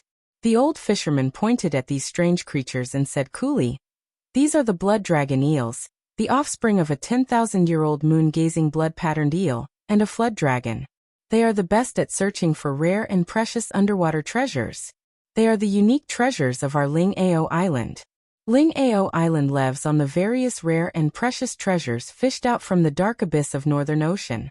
Ling Ao Island is a place designated by the treasure-gathering palace of Yu Dynasty to collect rare aquatic treasures. Don't you know that, Taoist? Looking thoughtfully at Ling Ao Island, where smoke could be seen rising from kitchen chimneys, Wuxia shook his head and said, "I really don't know that." Apparently, Ling Ao Island was sent by the imperial clan of Yu Dynasty to collect the aquatic products of the Northern Ocean. No wonder they could settle down here. No wonder they could live here peacefully. Perhaps there was an official garrison of Yu Dynasty stationed on Ling Ao Island, guarding it with a great army. While Wuxia was lost in thought, a speedboat suddenly approached from the back of a small island tens of miles away. A burly man, clad in only a pair of underpants, was rowing the boat with all his strength. When he was a few miles away, the burly man shouted at the top of his lungs, "Grandpa-chan, go back now. Nyohan has come to your house again." The old fisherman was taken aback. He hastily gave a whistle, and those blood dragon eels who were drifting lazily on the surface of the water sprung up and squeezed under the fishing boat. Then they lifted the boat up and sped towards Ling Ao Island like a gust of strong wind, sticking close to the surface of the water. Wuxia was struck dumb, but he did not say a word. He squatted on the prow and let the fishing boat bring him to Ling Ao Island. Chapter 485. As the fishing boat and the man's boat passed each other, the burly man gave a loud cry as he grabbed a rope from the prow and threw it towards the fisherman. The rope tied accurately onto a wooden stake at the stern of the old fisherman's boat. All of a sudden, the mooring rope became taut, and the fishing boat that was pulling the burly man changed its direction, pulling him tightly as it sped towards Ling Ao Island. The burly man leaped high into the air and landed lightly on the old fisherman's prow. He bowed to the old fisherman, then turned to look at Wuxia from head to toe and said, "Taoist, are you here to buy some aquatic products from Northern Ocean? Do you want some pearls, or some aquatic spirit herbs? I have 2 anaconda tendons with me. Do you want them?" No energy was leaking from the burly man's body, but Wuxia had learned how to judge the cultivation base of a human warrior. A strange gleam flickered in his eyes. Through the muscles and bones of the burly man, and through the density of his muscles and bones, Wuxia roughly judged that the strength possessed by this burly man was definitely not weaker than an ordinary nascent soul-body cultivator. Pearls, aquatic spirit herbs, anaconda tendons? All of these items were useful to immortal cultivators. Wuxia smiled and asked, Just now this old man mentioned that Ling Ao Island is the place where the treasure-gathering palace purchases their precious treasures. So, the treasures you bring here can be sold at will? The burly man rolled his eyes and said with a strange voice, Yeah. What is a Taoist like you doing in Northern Ocean when you know nothing? You look like a thief, and I can tell at first glance that you are not a good person. The burly man snorted coldly as he took a step back vigilantly. His right hand pressed against a sharp dagger clipped to the top of his pants as he sneered and said, Every year, Treasure Gathering Palace sets a quota for Ling Ao Island. As long as we fulfill the quota, we can sell the rest of the treasures to our guests. You don't even know this? What are you doing in Northern Ocean? Wuxia spread his arms and said sincerely, I have no evil intentions. I just came to Northern Ocean to broaden my horizons. The burly man shook his head and said with a cold grin, What a load of bullshit. You came to Northern Ocean to broaden your horizons? Heh, even among you immortal cultivators, there aren't many people who know where the Northern Sea is. You've worked so hard to come here, and you may have encountered all kinds of dangers along the way. Just to see it? Wuxia was too lazy to speak. He just smiled and squatted at the bow, looking at the scenery in the distance. Although Ling Ao Island was several hundred miles away, the blood dragon eels that were pulling the boat could swim very fast. It would take them about 15 minutes to reach the island. Moreover, when the blood dragon eel swam, it could release a gentle astral energy to protect the fishing boat. Squatting at the bow of the boat, they could not feel the slightest bit of wind. Wuxia leisurely enjoyed the scenery while the big man looked at him vigilantly. After a long time he said seriously, Taoist, don't make trouble on the island. Although Ling Ao Island was a small island with only 3,000 households, there were 10,000 soldiers stationed here. The ones in charge of guarding this place are 4 great generals with swan and eye general seals. Don't seek your own death. Wuxia nodded his head and did not say anything. The great general with the seal of the swan and eye. He was indeed worthy of Wuxia's attention. Through the information he received from the celestial fiend puppets a few days ago, Wuxia had learned a part of the military system of Du. The captains with the highest position in the army would receive the seal of the divine beasts of the 4 divine beasts. The azure dragon, white tiger, vermilion bird, and black tortoise were the strongest and most influential generals in Du's army.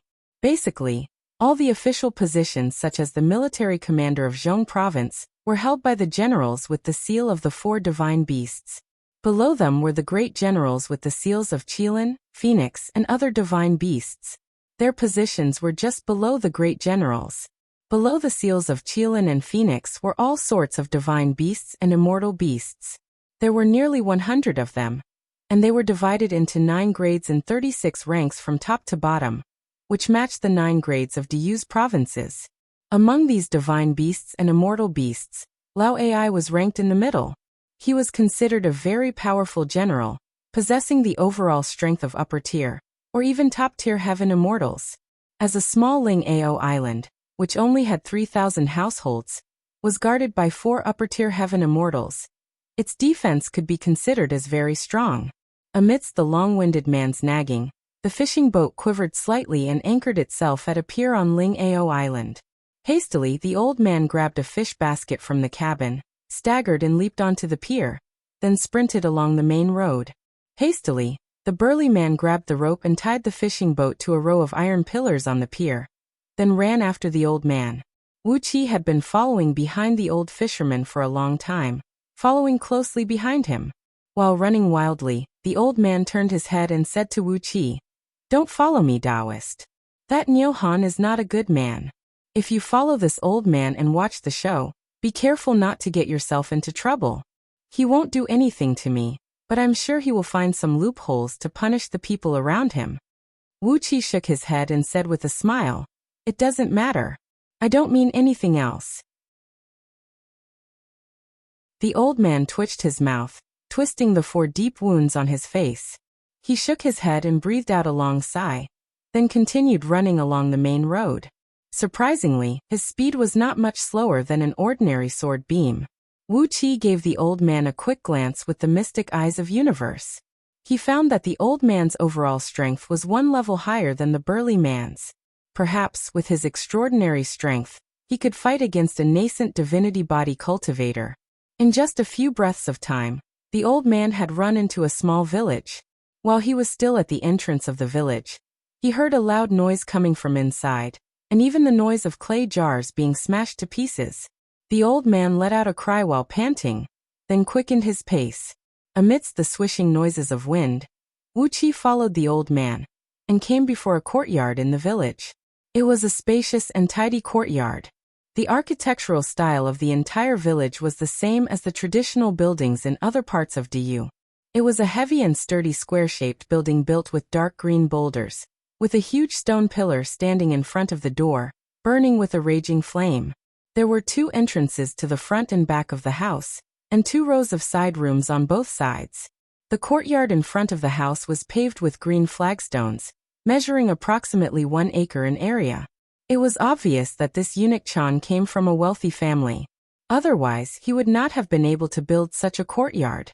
Not only his house, but all the other courtyards in the village were of the same scale.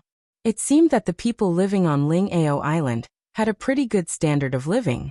Now the courtyard was crowded with villagers, and the courtyard was crowded with people as well. Perhaps, there were nearly 1,000 people in the courtyard.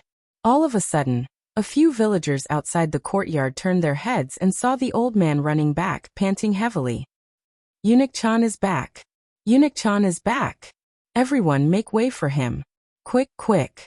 The crowd parted to the left and right, revealing a path about 3 feet wide.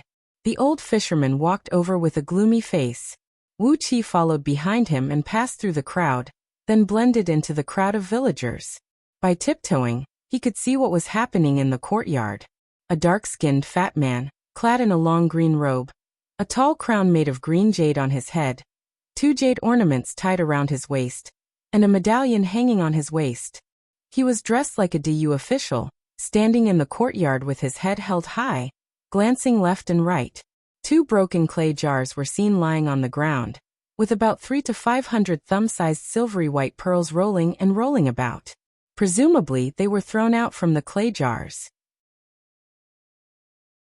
A young girl clad in a coarse hemp garment, with her hair tied into 2 buns, was being guarded by a few young men.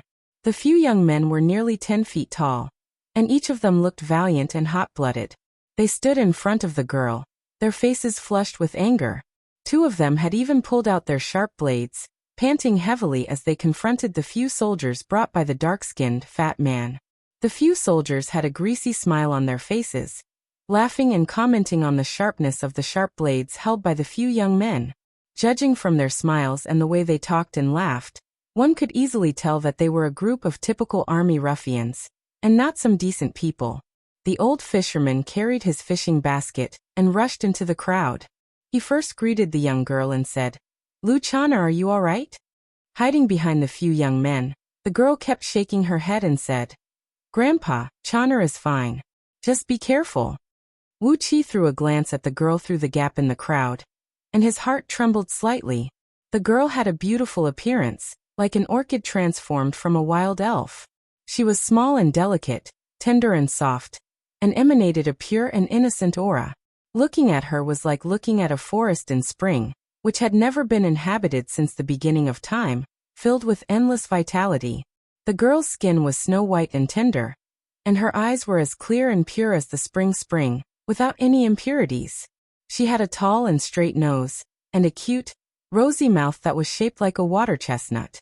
The first impression she gave off was that she was pure, the second impression was that she was fresh, and the third impression was that she was so beautiful that it could enchant one's heart. Femme fatale, Wuxia judged the scene before his eyes. That dark-skinned, fat man should be Nyohan, and this girl was obviously his target. Wuxia took a look at Nyohan's waistline, his dark, hairy face, and the barbaric look in his eyes and brows. If this Lu Chana were to follow him, not to mention that a beautiful flower was stuck on a cow dung, the cow dung could be used to fertilize the fields, but this Nyohan was even worse than cow dung. With his hands clasped behind his back, Wuxia shook his head. The old fisherman eunuch Chan coughed dryly, then walked up to Nyohan and said in a low voice, "Your Excellency Nyohan, what brings you here today?" Nyohan raised his head proudly and said in a cold voice, Old Chan, it has been 3 years since you paid the quota. Do you not take the imperial decree of Great You seriously at all? TSK, during these 3 years, when have you ever paid the required quota? Not even once. 6 times in 3 years. You're the only one on the entire island who failed to pay the required quota. You're making things very difficult for me. Nyo Han raised his foot and crushed the dozens of pearls around him. Grinning hideously, he said, Lu Channer is still trying to fool me with these lousy pearls? Hee, these are trash that no one would want even if they were thrown on the street. How can they be offered to His Majesty as a tribute? Wu Qi glanced at the pearls. The thumb-sized silver pearls contained a trace of acquired water essence, which had already condensed into a water pearl. They were all supreme-grade pearls, and if worn by ordinary people all year round, they could nourish the body and prolong the lifespan. If sold to immortal cultivators, these pearls would be excellent materials for crafting all kinds of magical treasures, or even spirit items. In the immortal market, each of these pearls could be exchanged for 1 middle-grade energy stone. So, how could these pearls be considered trash? Eunuch Chan remained silent for a moment, then fished out a clump of tightly wrapped seaweed from his fish basket, from which he fished out a fist-sized blue pearl. As soon as the pearl appeared, it emitted a 3 feet thick blue light, illuminating the entire courtyard. The surrounding villagers burst into cheers, then laughed and said, A supreme-grade blue ocean pearl. 1 pearl is worth more than 3 years' worth of tributes. Wu Qi nodded with a smile. He didn't expect that Eunuch Chan would actually prepare such a good pearl. Almost all of these pearls had developed sentience. With just a little carving and a few restrictive spells, it could transform into a supreme-grade spirit item. For immortal cultivators, this was the most ideal material for crafting items. With its value, any immortal market could easily sell it for several hundred upper-grade energy stones. Nyo Han's expression flickered slightly. He looked around at the cheering villagers, then suddenly snatched the pearl from Eunuch Chan's hands. Clenching his fist, he crushed the pearl into powder. You dare to take out such trash to fool others? The pearl powder sprinkled through the gaps between Nyo Han's fingers. Instantly, the surroundings fell into a dead silence. Eunuch Chan's face twitched as he narrowed his eyes.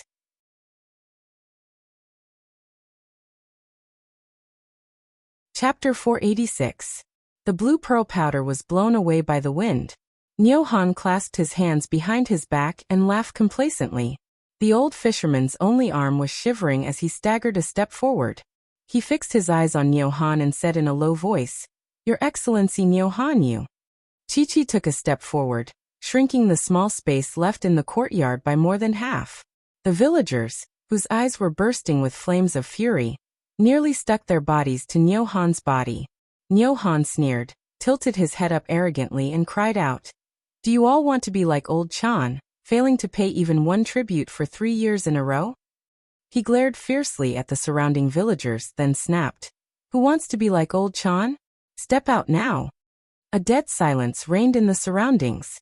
The villagers looked at each other helplessly. There was anger in their eyes, but there was also a deep sorrow and helplessness. The entire village was filled with a deathly silence. Only Nyo Han's evil laughter kept ringing out. Think it through. I'm not someone you can afford to provoke. Why are you crowding around here? Get the hell out of here.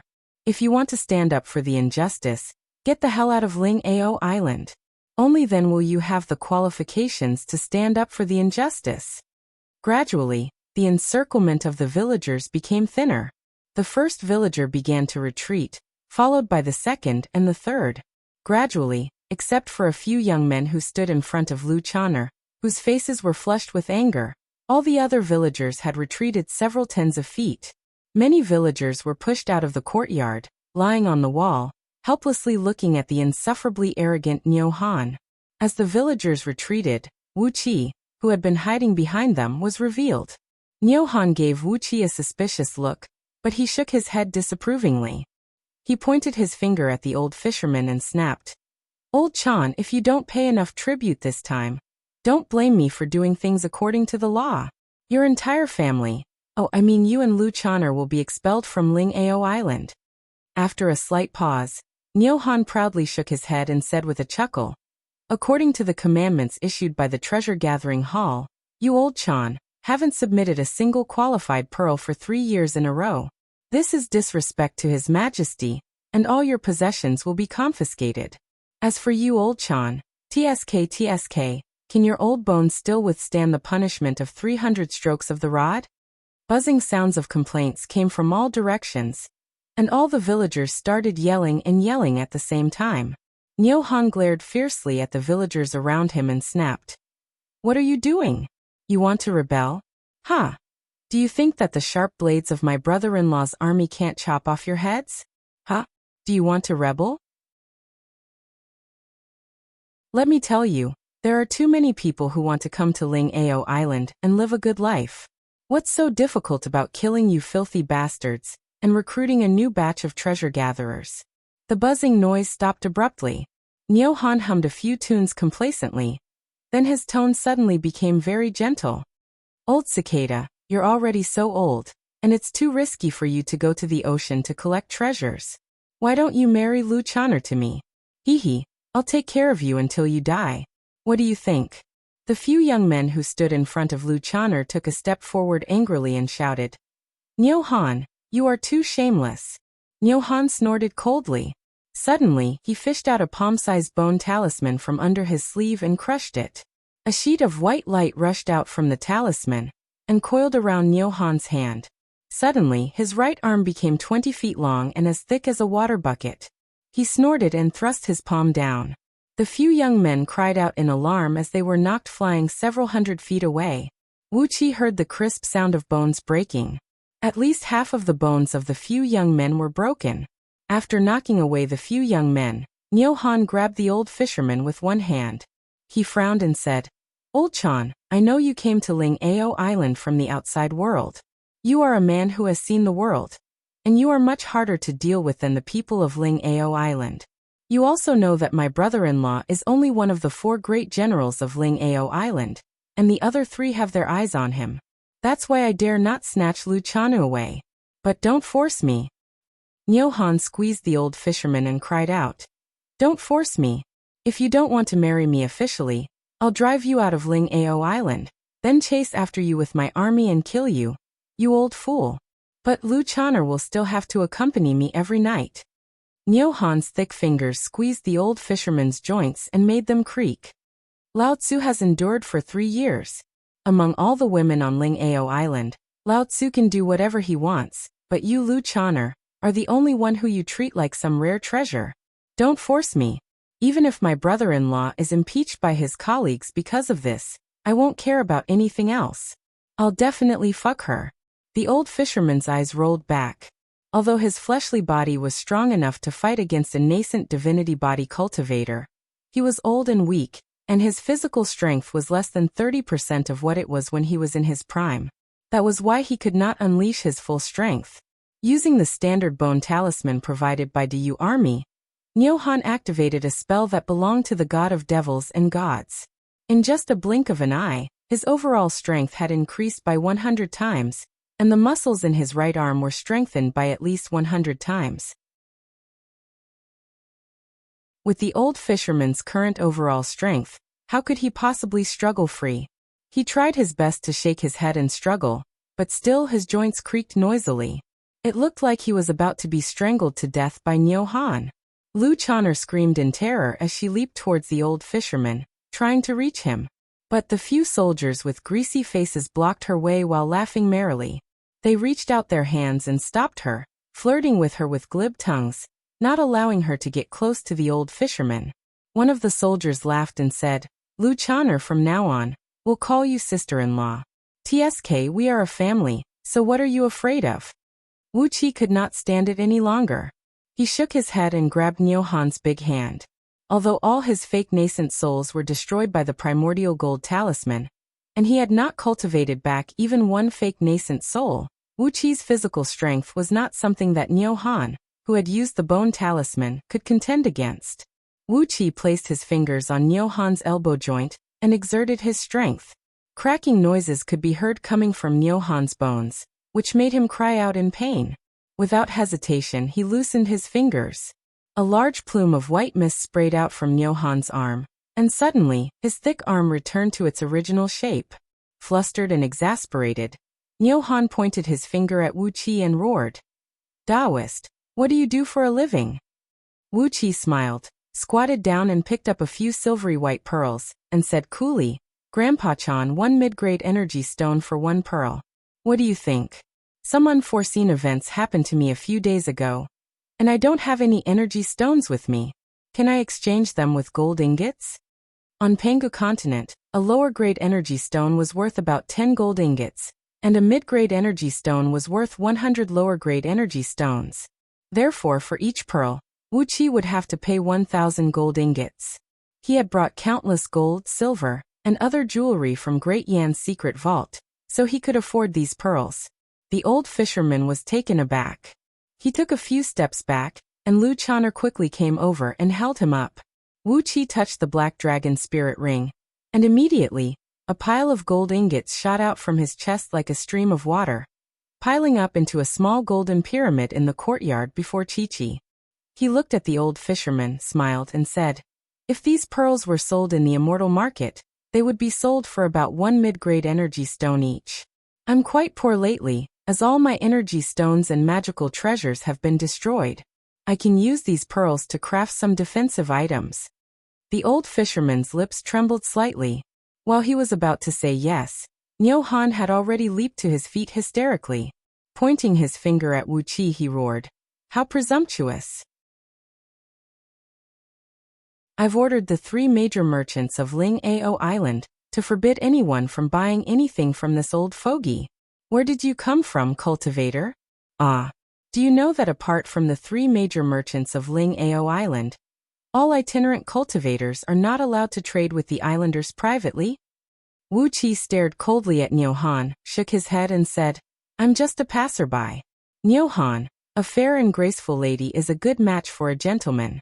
He doesn't like you, so why do you have to force him? You have a good brother-in-law, and you have a little power in your hand. Yet you abused your power for personal gain, taking bribes and bending the law, forcing innocent people and weak girls. Don't you feel ashamed? Don't push things too far." The old fisherman's eyes flickered as he held Lu Chon'er's palm tightly with his only arm. Lu Chon'er narrowed her eyes as she stared at Wuxia. A sharp gleam could be seen flickering in her eyes. The old fisherman turned his head and gave her a look. She nodded slowly, her lips moving slightly as she softly said, "You have a good character." Wuxia scolded Niu Han with a stern and righteous voice, while Niu Han's face turned blue with anger. "Cut the crap," he cried out sternly. "Somebody kill this unruly Taoist and throw his body into the bottomless abyss to feed the fishes. Kill this old fool as well. Lu Chon'er, do you think Lao Tzu is going to kill you today?" While Niu Han was jumping and cursing happily, the old fisherman sighed softly, shook his head and said, "Sure enough, each generation is worse than the previous one. Alas, Niu Han, you've brought a disaster to your family." The old man came before Niu Han and gave him a series of dozens of slaps, turning his cheeks into mush. Niu Han shrieked in pain, but before he could scream twice, the old man had already flicked his finger and forcefully pointed it at Niu Han's forehead. Niu Han shuddered. Suddenly, his eyes rolled back and he fell heavily to the ground. A plume of white smoke sprayed out from his body. With a loud puff, Niu Han suddenly transformed into a 1-foot-tall toad, hopping and screaming in panic. Once again, Wuxia felt his scalp go numb. Trembling, he took a few steps back and stared at Grandpa-chan in astonishment. The ability to transform a human being into another living being was like turning a tiny grass into a cabbage. It was a power of the same realm and level. The old fisherman nodded at Wuxia smilingly, sighed softly and said, "I've stayed on Ling Ao Island for a few years. Initially, I just wanted to relax myself. But who would have thought that I would run into something like this?"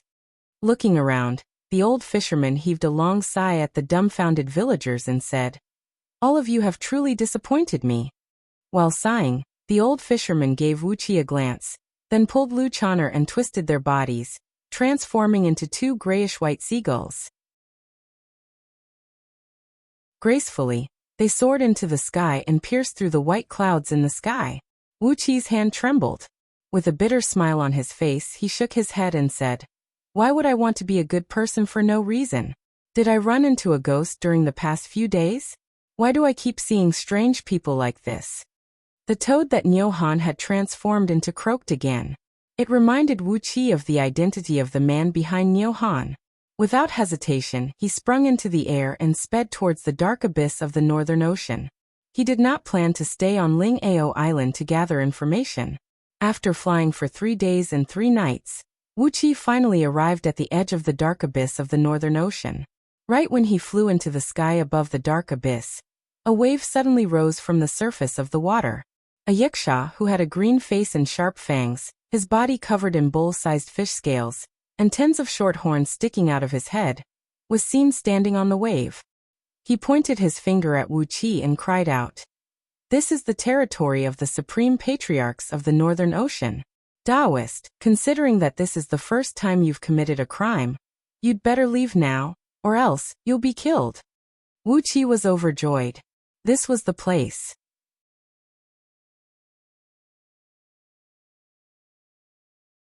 Chapter 487. While the Wuxia was still talking to Wuxia in the water, the sound of war drums suddenly rang out from behind. Wuxia turned around and saw 10 flying ships approaching at lightning speed. War banners were fluttering on the dragon-shaped ships. On the black banners with the character "You" embroidered with silver patterns, a huge blood-red Swanni divine beast was roaring furiously into the sky. A burly man clad in a blood-red armor was standing solemnly on the prow of one of the ships, staring at Wuxia with a gaze as sharp as a blade from several tens of miles away. Wuxia exchanged a glance with the man, then turned to the Wuxia indifferently and said with a smile, "I've come to the dark abyss of the Northern Ocean to collect some aquatic treasures. Fellow Taoist, please do me a favor, and let me stay here for 3 to 5 days." The Wuxia shook his head and cried out, "If you want aquatic treasures, go to Ling Ao Island and find the merchant there. The dark abyss of the Northern Ocean was occupied by Patriarch 10,000 years ago. Now it is his temporary imperial residence. If any outsider dares to step into it..." Thud. Wuxia hammered his own head heavily, laughed evilly and said, "Idiot, how could I forget about this? Any outsider who steps into the dark abyss without permission will be put to death. This was the rule 2 years ago, but it has changed now." Holding the pitchfork in his hand, he thrust it into the water. A water rope as thick as a thumb soared out from the waves, thrusting straight towards Wuxia. With a thought in his mind, Wuxia simply let the water rope bind him. The water rope tied Wuxia tightly, forming an ancient divine rune on Wuqia's body that represented the meaning of binding and confinement. The 10 flying ships arrived at the edge of the dark abyss of the Northern Ocean. The burly man standing on the prow cried out sternly, "Patrolling Wuxia, please give me that Taoist. I'll definitely reward you handsomely for your kindness today." The Wuxia gave the burly man a cold glance, then spun and left without saying a word, carrying the water rope that bound Wuxia. The burly man said anxiously, "Fellow Taoist, please do me a favor. This Taoist killed my brother-in-law. How am I going to face the world if I don't avenge him?"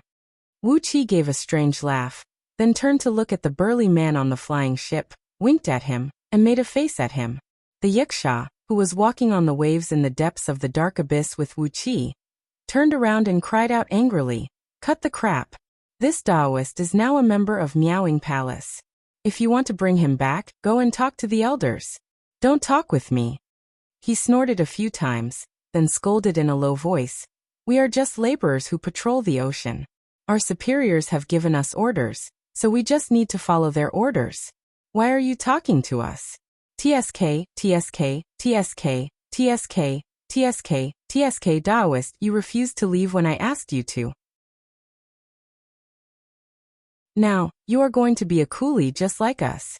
On the flying ship, the burly man, Mo Feihu Nyohan's brother-in-law, General Du Lao Ai, one of the 4 great generals guarding Ling Ao Island, stared at Wuxia with a flustered and exasperated expression, his body trembling with rage.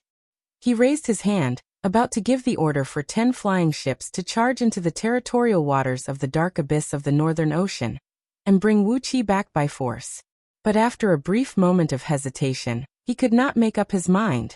He stamped his foot and cursed under his breath. "Forget it. Niu Han is dead meat this time. Who is that old fellow? What kind of evil spell did he use to turn him into that? TSK, forget it. I bet this Taoist has no idea who that old cicada is. With a wry smile, Mo Feihu brought the 10 flying ships back to Ling Ao Island.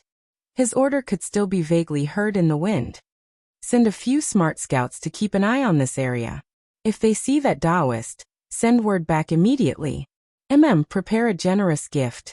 Select a batch of blue abyssal coral spirits, and send them to the Directorate of Celestials of Feng Province together with Niu Han. Ask the right minister to personally help, and see if he can break the spell on him. What a bastard. That old fellow. The flying ships left into the distance. Carried by the Yiksha, Wuxia flew all the way to the depths of the Northern Ocean. Wuxia did not say a word, but the Yiksha kept silent for a while, then began to ramble on. The clan of Yikshas was the incarnation of the demons living in the ocean. They were loyal, brave, mighty, and extremely strong. Some of them were born with innate divine abilities. Therefore, the main force of the armies and servants of those almighty experts who ruled the ocean, or those dragon kings, were Yikshas. However, Yikshas were, after all, the incarnation of demons, and their brains were not enough to process the information. The Yiksha in front of Wuxia was one of them. With just a few words, he had basically told Wuxia all the things that he could come into contact with in Miaoying Palace. After the Patriarch of Miaoying Palace occupied the dark abyss of the Northern Ocean, she built Miaoying Palace at the bottom of the abyss as a temporary palace, with the purpose of using the extreme yin energy found in the land of 9 yin negate yang in the deepest part of the dark abyss, to craft some powerful weapon of the Fiend League. For nearly 10,000 years, Miaoying Palace had set up an iron rule. Anyone who did not belong to Miaoying Palace would be killed on the spot. However, 2 years ago, the goddess Miao Xian, who was in charge of all the internal and external affairs of Miaoying Palace, was patrolling the Northern Ocean. She had captured a man from somewhere. Wuxia had no idea what the man was capable of, as he managed to convince goddess Miao Xian with just a few words. As a result, he was now the supervisor of coolies in Miaoying Palace. Wuxia thought he had heard it wrong. He moved closer to the Yiksha and asked loudly, "What? Supervisor of coolies?" The Yiksha gave Wuxia a pitying look, then patted Wuxia's shoulder and said, "Taoist, what do you think? TSK, this is the order given by Supervisor Liu. For the past 2 years, if there are still people who trespass Miaoying Palace, TSK, we are not allowed to kill them, but capture them alive and send them to be coolies." The Yiksha smacked his lips, laughed foolishly and said, "I was sleepy just now and almost forgot about this new rule. I was thinking that since you refused to return, I would kill you and feed you to the fishes. I suddenly remembered Steward Liu's rule, so you can't blame me. It's your bad luck. Go and be a laborer." Wuqi's eyes darted back and forth as he moved his body slightly, loosening the water rope that bound him. He possessed the innate water energy essence. Although the restrictive technique used by this Yiksha was ingenious, the source of its energy was too weak. Therefore, there was no way it could restrain Wuqi, and he could easily shatter the water rope and escape at any time. Besides, it would not be dangerous for him to be a coolie in Miaoying Palace. He could sneak into Miaoying Palace and gather some information. Miaoying Palace occupied the dark abyss of the Northern Ocean. It was the temporary imperial residence of some patriarch, an existence that even the officials of Yu Dynasty did not dare to offend. Wuqi knew that it would be extremely difficult for him to obtain the thread of innate yang energy in the depths of the dark abyss. But no matter how difficult it was, he had to give it a try. Immortal cultivators were like rowing a boat against the current. If they did not struggle with all their might, how could they make any progress? Bringing Wuqi along, the Yiksha trod on the waves and parted them, bringing with him the sound of splashing water. Wherever they passed, no matter it was the big birds flying in the sky or the big fishes swimming in the water, all of them dodged and fled hastily, not daring to stand before the Yiksha. The two of them traveled for several hundred miles without any mishap. Before them, a pitch-black reef stood towering on the surface of the water.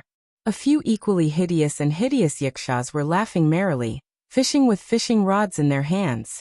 However, The aura emanating from these yakshas had a very strong deterrent to the fishes.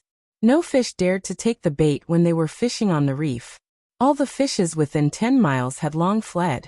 Pulling Wuxia along, the yaksha rushed to the reef excitedly, showing off with a proud face. "Brothers, we've caught a live prey. We're lucky today as we've caught a live prey. Ha!" A few yakshas threw away their fishing rods and came over to Wuxia, pinching him a few times with their hands and feet.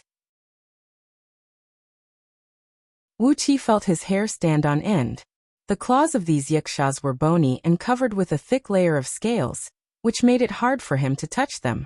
One of the yakshas held up 3 fingers and said, "If you are not strong enough, you will die of exhaustion in 3 months. Another yaksha punched Wuxia's chest, grinned and said, "The muscles on his chest are not bad. I say he will die of exhaustion in 6 months. One after another, the few yakshas placed their bets on when Wuxia would die of exhaustion. The longest bet was that he would die of exhaustion in the black mine in 10 months. They took out their bets and handed them to the oldest yaksha to be the witness. These yakshas must be very poor, so the bets they took out were only a few shabby low-grade spirit stones, which could not even be considered as low-grade. Apart from these spirit stones, there were also a few worn-out pearls and a few broken fish scales. When the yakshas were done placing their bets, the yaksha pulled Wuxia up with a smile and walked into a teleportation formation on top of the reef. A beam of light flashed, and Wuxia and the yaksha disappeared from the reef at the same time. When the light reappeared in front of Wuxia's eyes, he had come to a mine that was surrounded by pitch-black holes, from which a series of clanking noises could be heard coming from all directions. Nearly 1,000 yakshas, clad in armors and holding sharp blades in their hands, stood at the entrances and exits of the mine, scanning left and right with stern gazes. Some cultivators, whose clothes were ragged or even barely covering their bodies, were panting in a low voice as they tried their best to drag carts made of pure iron out of those deep mines, pitch black and heavy ores one after another with great difficulty. Obviously, those ores were extremely heavy. The wheels of the mine carts made of pure metal rubbed against the ground, sending out sparks from time to time, and leaving deep tracks on the ground. The mine Wuxia was in was tens of miles in both width and length, with a height of 7 to 8 miles. The walls of the mine were filled with tunnels, and there were at least 200 entrances of different sizes. Suddenly, a loud noise was heard coming from one of the entrances. A cultivator, who was dragging a mine cart, fell silently to the ground, with no sign of life left in his body. A few yakshas came over to have a look, then turned to look at Wuxia at the same time. They waved their hands at Wuxia. Then one of them laughed and said, "I 2 months and 10 days, I'm so tired. TSK, I've won. Newcomer, you take my place." The yaksha who brought Wuxia here gave a loud laugh. With one hand he sliced Wuxia's body and cut the water rope, then grabbed Wuxia and threw him into the mine several miles away. Yakshas were born with incredible strength. With just one throw, Wuxia was thrown a few miles away, landing right in front of the mine entrance. One of the yakshas grabbed the metal chain from the minecart and wrapped it around Wuxia's shoulder. Another yaksha grabbed a leather whip and lashed it fiercely at Wuxia. "Work harder," he snapped sternly. "Otherwise I'll kill you." The whip lashed heavily on Wuxia's body, ripping the linen cloth covering him.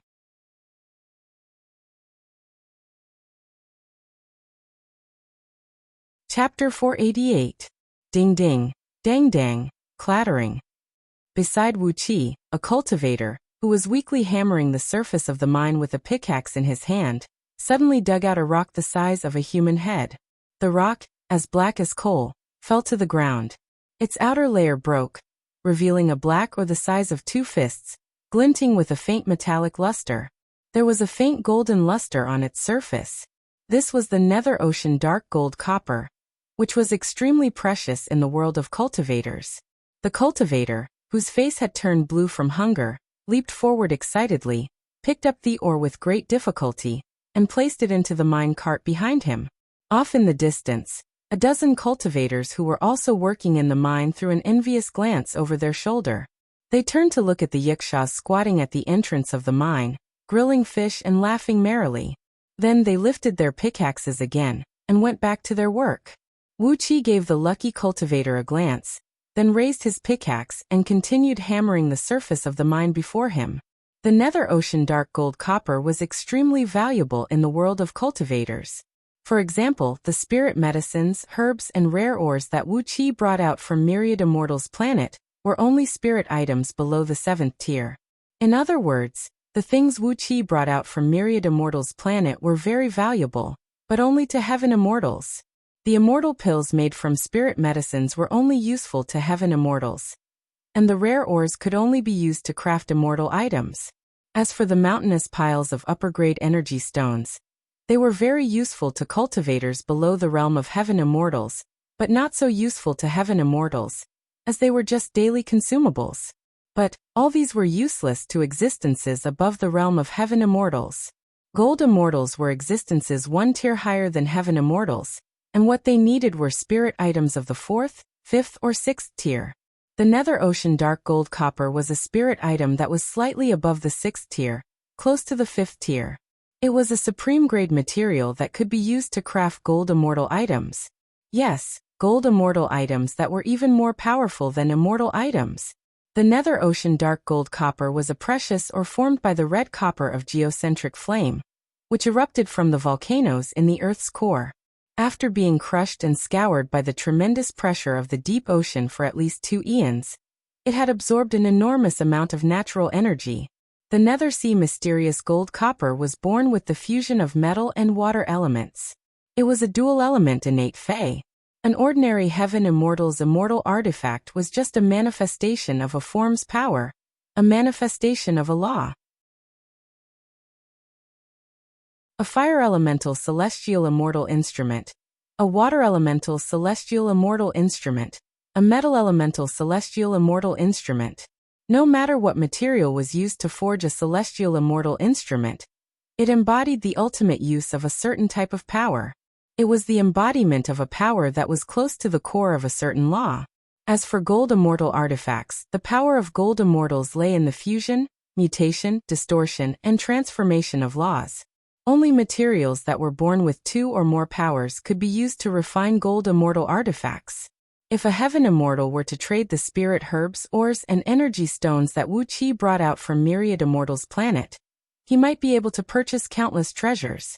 But if he were to trade with a gold immortal, that gold immortal would not even look at his collection, and would instead choose a fist-sized nether ocean dark gold copper ore.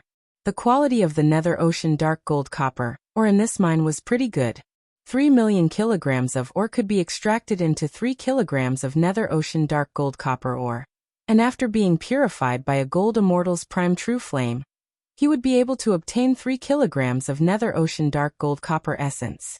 In the hands of a gold immortal, half a kilogram of nether ocean dark gold copper marrow, together with some other supplementary materials, could be used to craft a gold immortal item that had the combination of metal and water energy, a magical item that was infinitely powerful. The total reserves of the nether ocean dark gold copper ore in this mine were about 200 million kilograms.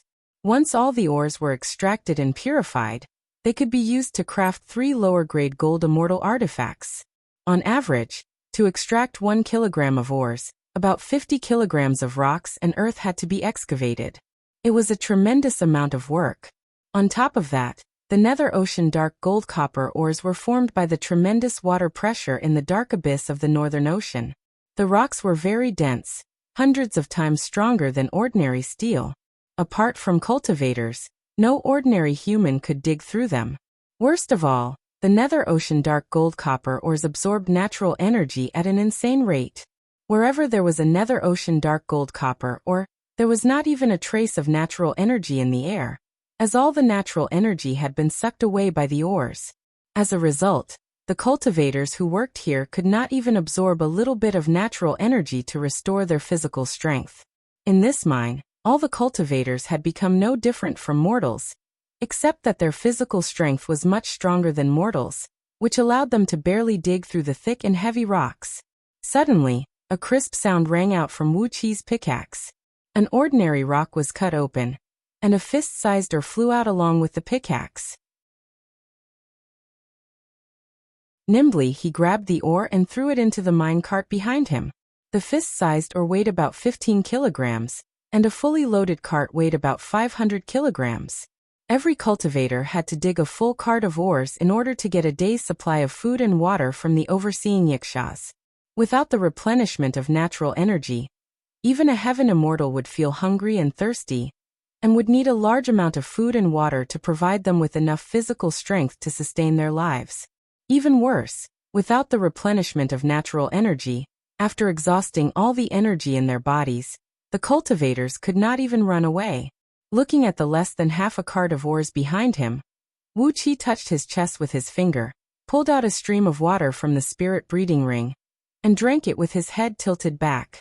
There were 10,000 longbow people living in the spirit breeding ring, and Wuxia had prepared a large amount of food and water for them. Considering the huge appetite of longbow people, the food and water stored in the ring was enough for them to enjoy for 1 year, but it was enough for Wuxia to consume for several hundreds of thousands of years. The spirit breeding ring did not have the function of freezing time. After those longbow people were killed by the primordial gold talisman, Wuxia had stored all the food and water into the black dragon spirit ring, and conveniently hid the ring in his spiritual ocean. He had only stored a small amount of food and water in the spirit breeding ring. When they saw Wuxia take out the water from the ring, the eyes of the nearby cultivators turned green. They gave Wuxia a few glances, then shook their heads. An old cultivator with a white beard sighed and said, "Young man, how many things can you store? These few days are your lucky days, so you better enjoy them.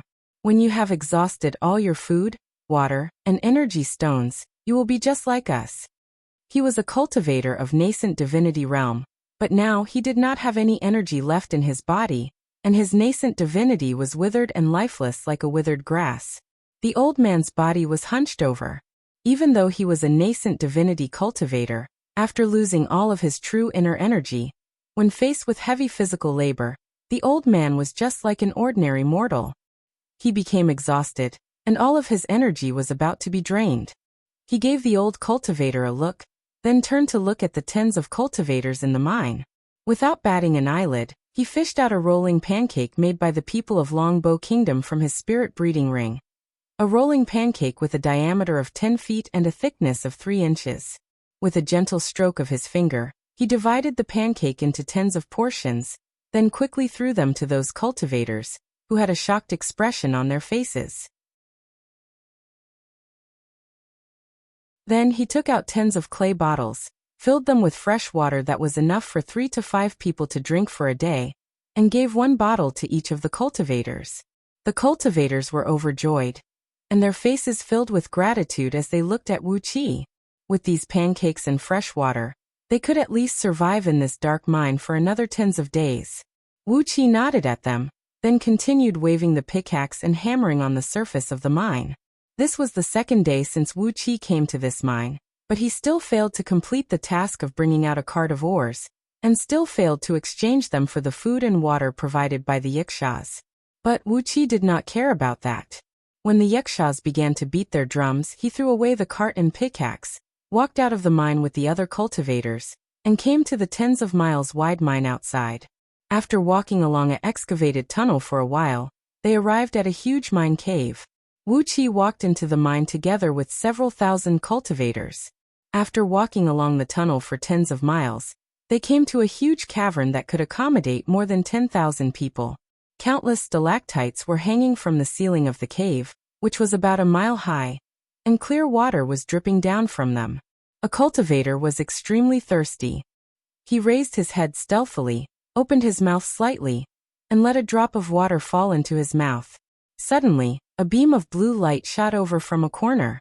A ferocious-looking female Yikshaw threw out a flying sword and killed the cultivator. The surrounding Yikshaws burst into laughter, clapping and stamping their feet excitedly. Some of them even swayed their hips and danced.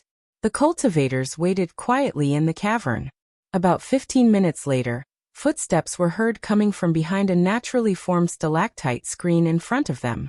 Before long, a group of cultivators clad in green Taoist robes walked out of the cavern, escorting an old man, who was clad in a crane cloak and had a long white beard.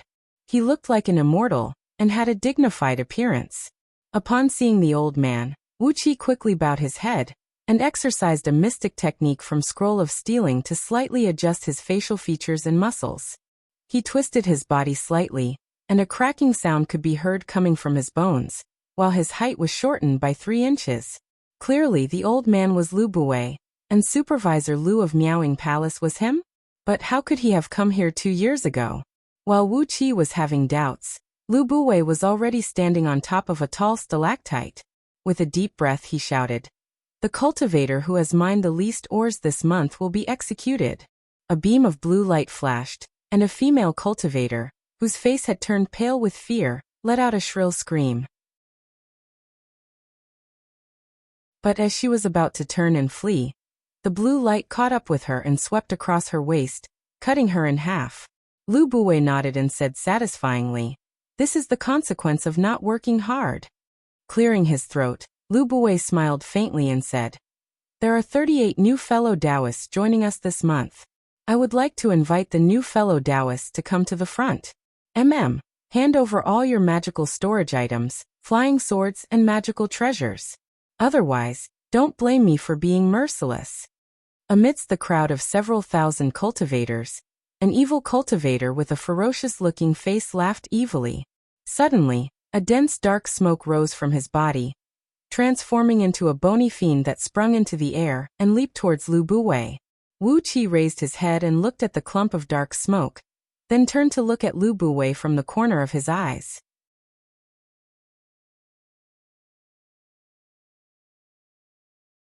Chapter 489. Standing on top of the stalactite, Lu Buwei stared at the approaching dark smoke fiend with a contemptuous smile on his face. He cupped his fist towards the sky and said, "Goddess, please strike now." A sheet of golden light mixed with a faint purple mist sprinkled down from the sky. The dark smoke and purple mist were enveloped by the golden light, melting away like thin ice flakes in a stream in a valley under the spring sun. Not long after that, they were all gone, leaving not even a tiny bit of impurities in the air. All the cultivators in the crowd who were about to make a move were struck dumb. They stared blankly at the golden light that was slowly dispersing in the air, and felt a chill rush up from the soles of their feet to the top of their heads. It made them shiver, and they no longer had the courage to resist. Lu Buwei sighed lightly, then advised with a sincere and heartfelt voice, "Fellow Taoists, you have to understand what kind of place this is. It has been some time since you came here, and you should have tried it yourself. The restrictive spells here are very tight, and all escape arts are useless here. All the restrictive spells here are personally constructed by senior gold immortals." Lu Buwei's expression changed abruptly. He put on a merciful expression and said with mixed emotions, "Since you are already here, you might as well take things as they come. Goddess Miao Xian has promised that as long as you can mine all the nether ocean dark gold copper in this mine, you will be able to leave this place safely. Isn't that a great thing?" With a solemn expression, Lu Buwei cupped his fist and said with a sigh, "Fellow Taoists, please come forward and hand over all your magical items. I'm just keeping them for you, and I'll definitely return them to you when you leave this place."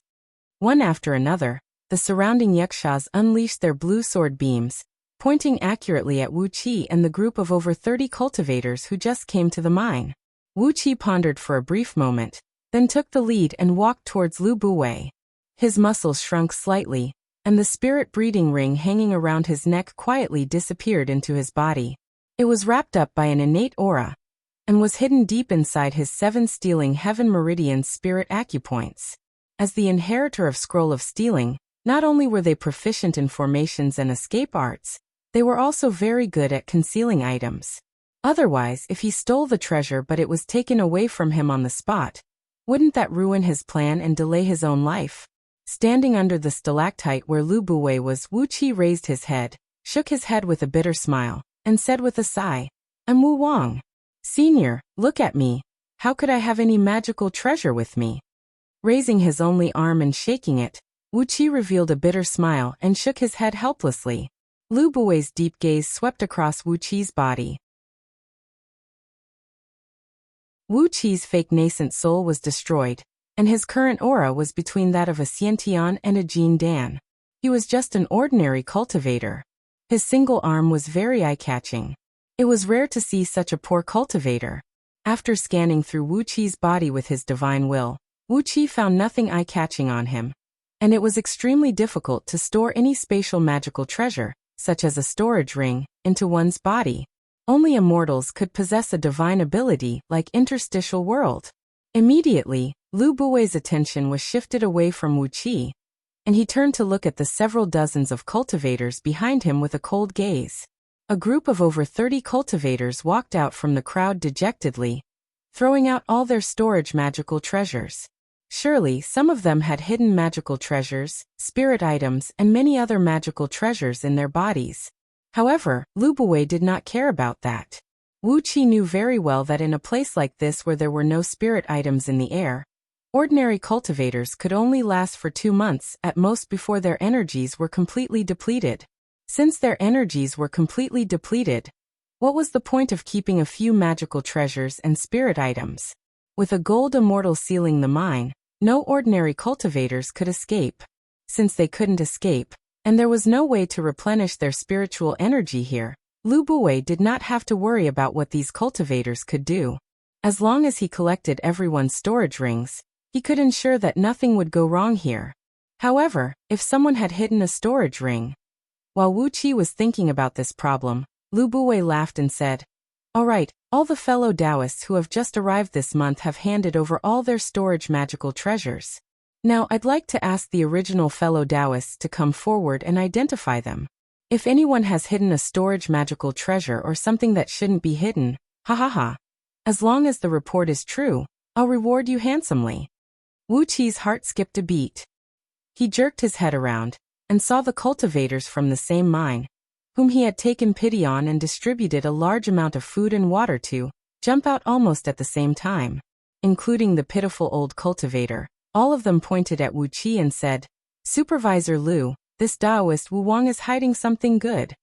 The old cultivator shouted impatiently, "He just gave each of us a large piece of flatbread and a large jar of water." Wu Qi clenched his teeth in anger and glared at the dozen cultivators, wishing he could kill them on the spot. However, a faint divine will was lingering in the air above the cave. Wu Qi weighed his current strength, and in the end, he did not dare to make a move. Lu Buwei laughed, then nodded and said, "Somebody, give these fellow Taoists who came forward to report a minor merit." After a slight pause, Lu Buwei looked at the many cultivators below and said with a smile, "Everyone remember, I'm a strict person who rewards and punishes, and I'm the most reasonable. If you report someone who cheated on you, you will get a minor merit. If you get 10 minor merits, you will get 1 medium grade merit. And if you get 10 medium grade merit, you will get 1 upper grade merit. As long as any fellow Taoist can get 1 upper grade merit, I'll open the front door and send him off." Clapping his hands, Lu Buwei smiled and said, "Fellow Taoists who just came, and fellow Taoists who are already here, what do you think of this method?" Thousands of cultivators applauded and cheered for Chi-Chi, as if they had gone mad. They clapped, stamped their feet and shouted with twisted faces, "Good, good, good. Supervisor Lu is wise and far-sighted, and you are very strict in your rewards and punishments. We will obey you." Even the slogans shouted out by these cultivators were exactly the same, and not a single word was changed. Wu Qi felt a chill running down his spine. Had these people been brainwashed by Lu Buwei? How did they become like this? Raising his head to look at Lu Buwei, Wu Qi clenched his jaws tightly. Sure enough, no matter where he ends up, he will never be willing to be left alone. Sooner or later he will stir up some big trouble. But Wu Qi was still puzzled. How could Lu Buwei come to Panga continent 2 years ago, and be so unlucky to be captured alive by the people of Miaoying Palace? While Wu Qi was trying to figure out Lu Buwei's background and purpose, Lu Buwei had already turned to look at Wu Qi with a stern gaze.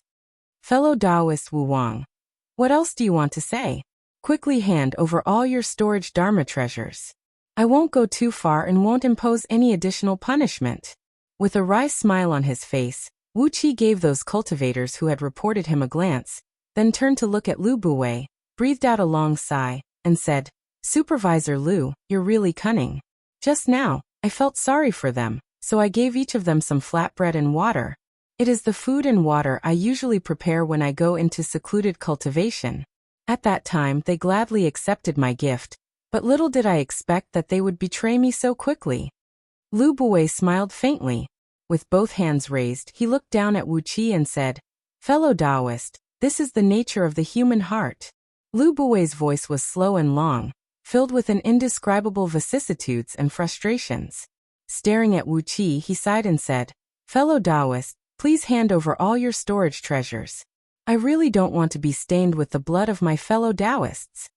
After a brief moment of pondering, Wuxia suddenly cupped his fist and bowed to the sky, then cried out, "I, Wu Wang, may be so bold as to invite Fairy Maiden to descend upon me.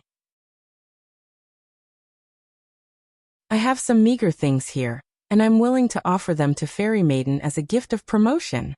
Lu Buwei's face turned cold abruptly. "What are you trying to do?" he cried out harshly. An erratic voice drifted down from the sky. "Taoist Wu Wang? What things do you have that you dare to offer as a gift of promotion?" Wu Qi threw his head back and said, "I've encountered a mortal enemy in the outside world. All my magical treasures were destroyed, and one of my arms was chopped off. By chance, I learned from an immortal of Myriad Immortal Alliance that there is a patriarch who has built a temporary palace in the dark abyss of the Northern Ocean. I wanted to seek refuge with him, but I was captured alive and brought to this mine by a freak combination of factors. Today, I'm willing to offer you some treasures, just to be your disciple." The voice, which was hard to tell whether it belonged to a man or a woman, came faintly again. "That's easy. Let me see what treasure you have first." Clenching his teeth, Wu Qi silently exercised his cultivation technique. A surge of energy surged through his body, and before long he spat out a jade bottle from his mouth. Carefully, he pointed a finger at the bottle, and a bright light shot up into the sky. Inside the bottle was a fragrant Ganoderma, stacked layer upon layer, emanating an intoxicating fragrance. This fragrant Ganoderma was a genuine gold immortal spirit herb, which Wu Qi found by luck in the passage outside Lady Dark Goldwater's temporary palace. To heaven immortals and cultivators beneath the heaven, the fragrant Ganoderma was a deadly poison. But to gold immortals, it was a supreme treasure, possessing all sorts of indescribable miraculous functions. Suddenly, 3 loud laughs that could not conceal their joy were heard coming from the void. Is this a fragrant Ganoderma? And it's actually a 100% good treasure? Although you are in a sorry state, you do have a good heart. Well, you don't have to stay in this mine anymore. From now on, you will be my outer sect disciple. You will be in charge of some chores, and if you can pass the test of 1,000 years, you will become an official disciple of Meowing Palace." Golden light mixed with purple mist sprinkled down from the void. The dozens of cultivators who came forward to report Wu Qi let out miserable howls, and at the same time, large sheets of sticky flame that looked like liquid gold burst out from their bodies. In just a few breaths of time, all these cultivators were burned into a pile of white ash. A dead silence reigned in the surroundings. No one dared to make a sound, and only Wu Qi stood there with a complacent smile on his face. Lu Buwei's face twisted. He gave Wu Qi a deep look, then suddenly said, "Goddess, you can't accept this man." Wu Qi flew into a rage. He glared at Lu Buwei and cried out sternly, "Supervisor Lu, what have I done to offend you?" The gentle voice was heard coming from the void. "It is not up to you to decide whether to accept him or not. Supervisor Lu, just do what you are supposed to do. Don't worry about other things and don't interrupt. You will only bring disaster to yourself if you are too talkative." After a brief pause, the voice chuckled and said, "Wu Wang, from now on, you will be the deputy supervisor of this mine. You will work with Supervisor Lu wholeheartedly." A beam of golden light sprinkled down, wrapping around the fragrant Ganoderma, and disappearing without a trace. A green Taoist robe was added to Wu Qi's body, and a heavy medallion made of cold iron was hanging on his waist. Grinning coldly, Wu Qi cupped his fist at Lu Buwei and said, "Supervisor Lu, please give me your guidance in the future." Lu Buwei gave Wu Qi a gloomy look, then spun and left the mine with his men.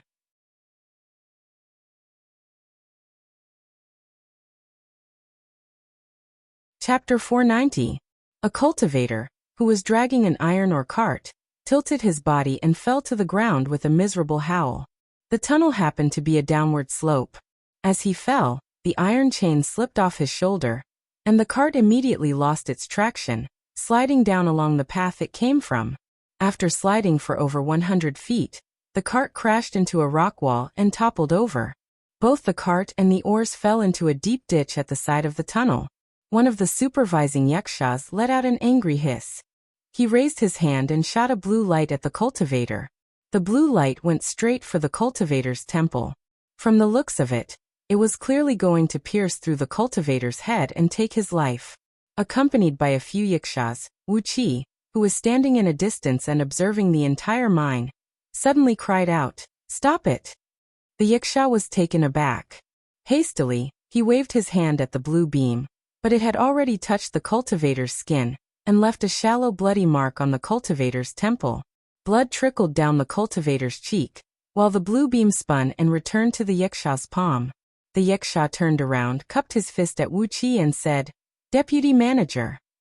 Shaking his head, Wuxia waved his hand and said indifferently, "Let this fellow Taoist have a good rest, and give him some food and water." Looking at the few yakshas standing next to him, who had puzzled expressions on their faces, Wuxia breathed out a long sigh and said, "You can kill to your heart's content, but if you kill all the people here, who is going to excavate the ores for us in the future?" The few yakshas rolled their eyes and exchanged a glance. One of them bent his waist and said carefully, "Deputy manager. Manager said that these cultivators must be strictly disciplined. He said that the amount of nether ocean dark gold copper in this mine is limited, and it will take several thousand cultivators several years to excavate it all. On top of that, more and more cultivators are being brought here, so it doesn't matter if some of them are killed or injured." Giving the yaksha a cold glance, Wuxia suddenly pulled out the sword hanging on the waist of another yaksha and chopped off the yaksha's head. Blue blood spurted out from the broken neck of the yaksha. The hissing sound of the blood spurting sounded like a fountain.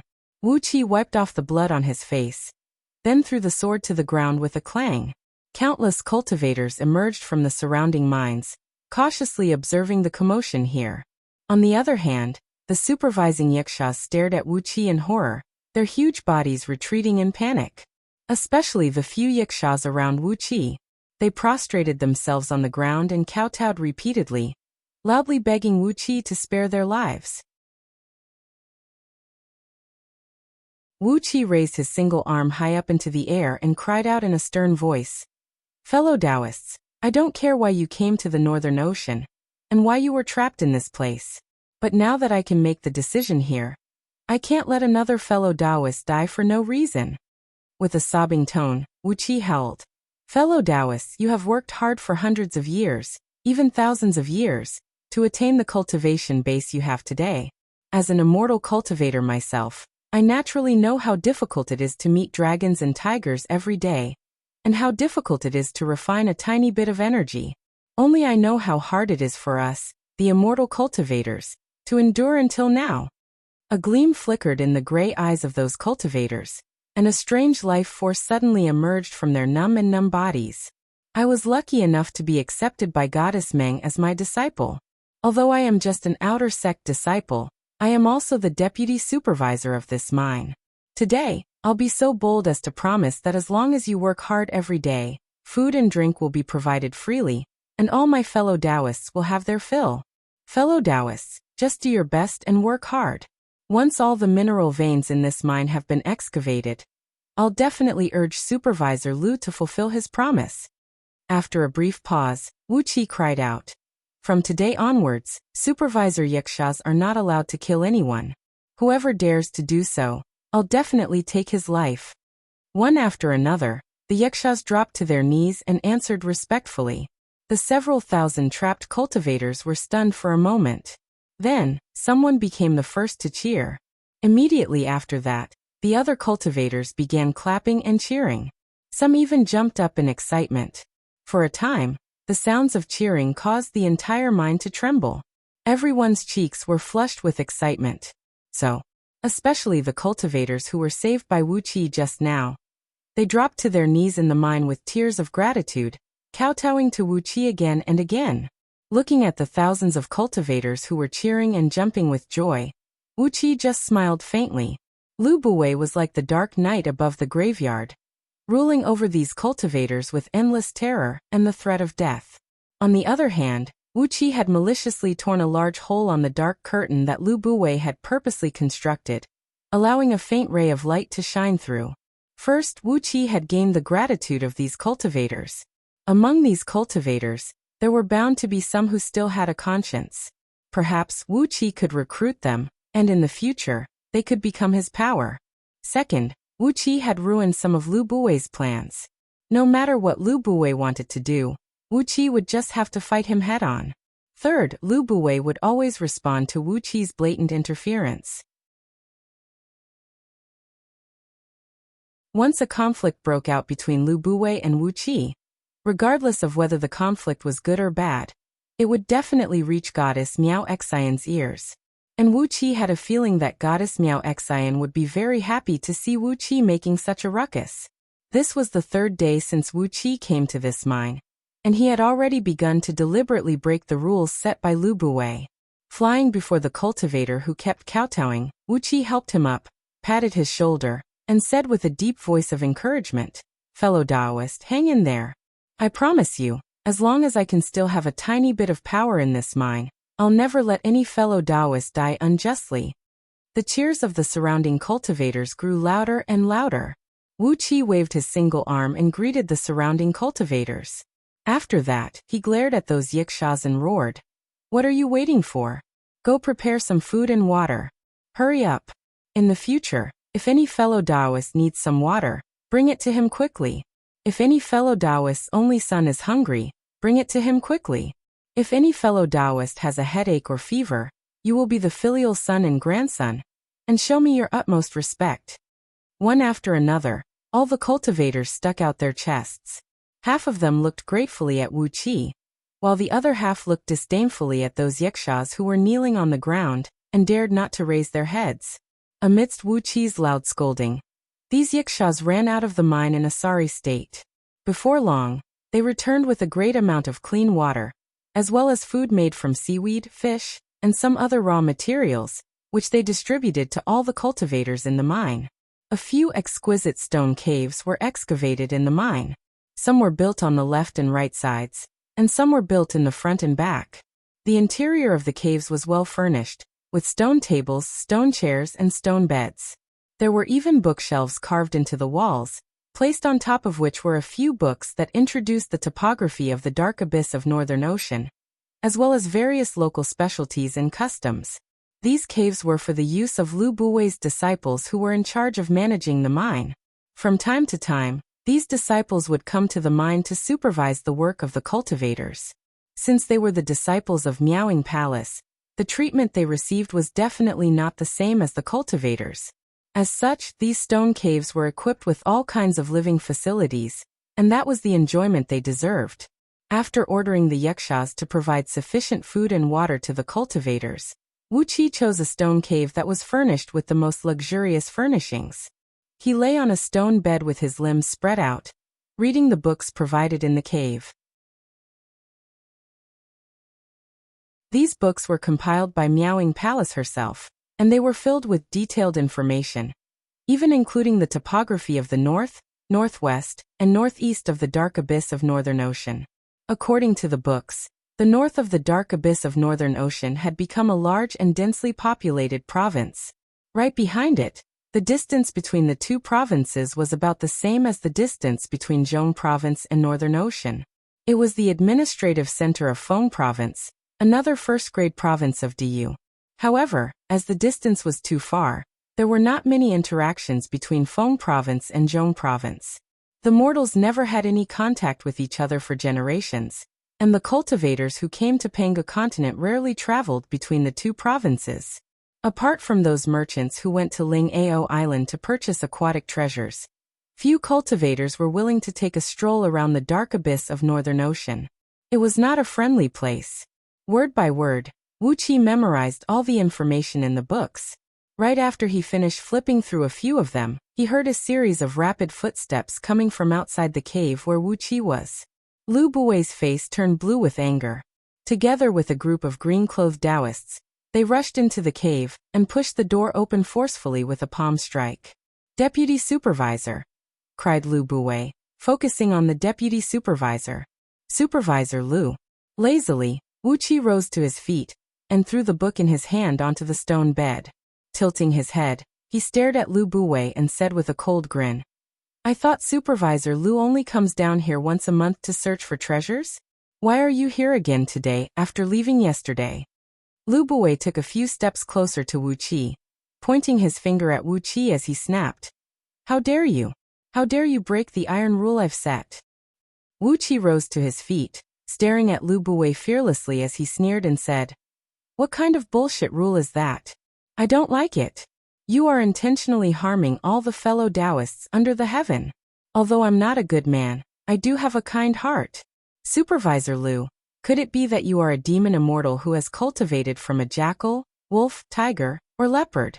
Otherwise, how could you be so cold-hearted and use all sorts of methods to kill your fellow Taoists?" The expression on Lu Buwei's face turned even more unsightly. "What a compassionate deputy supervisor," he said with a cold grin on his face. After letting out 3 wild laughs, Lu Buwei spun and left. Behind him, all the executing disciples gave Wu Qi a pitying look, then turned and followed behind Lu Buwei. When Wu Qi came to the entrance of the cave, he smiled and waved at Lu Buwei, saying, "Take care, Supervisor. Be careful." Wu Qi's laughter was loud, but his eyes were filled with a cold gleam, without the slightest warmth. He raised his head and looked at those supervising Yikshaws, who lowered their heads in fear and bowed to Wu Qi. On the 2nd and 3rd day, Lu Buwei did not show up, but from time to time, a few of his disciples would come to the mine and show their faces. On the 4th day, the leader of the supervising Yikshaws came to Wu Qi with a timid look on his face, whispering a few words to him. "Deputy Supervisor, the output of ores has dropped by 2 times in the last few days, and is now less than 30% of what it used to be. If this goes on, all of us will be severely punished by Elder Miao Xian. It doesn't matter that you've contributed some spirit herbs and immortal herbs to Elder Miao Xian, but we are dead meat." The Yiksha leader dropped to his knees, kowtowing and begging Wu Qi. Wu Qi was taken aback. His face turned blue as he cried out sternly, "Gather everyone. I'll give you the time to finish a pot of tea." Immediately, several thousand cultivators rushed out from the surrounding mines.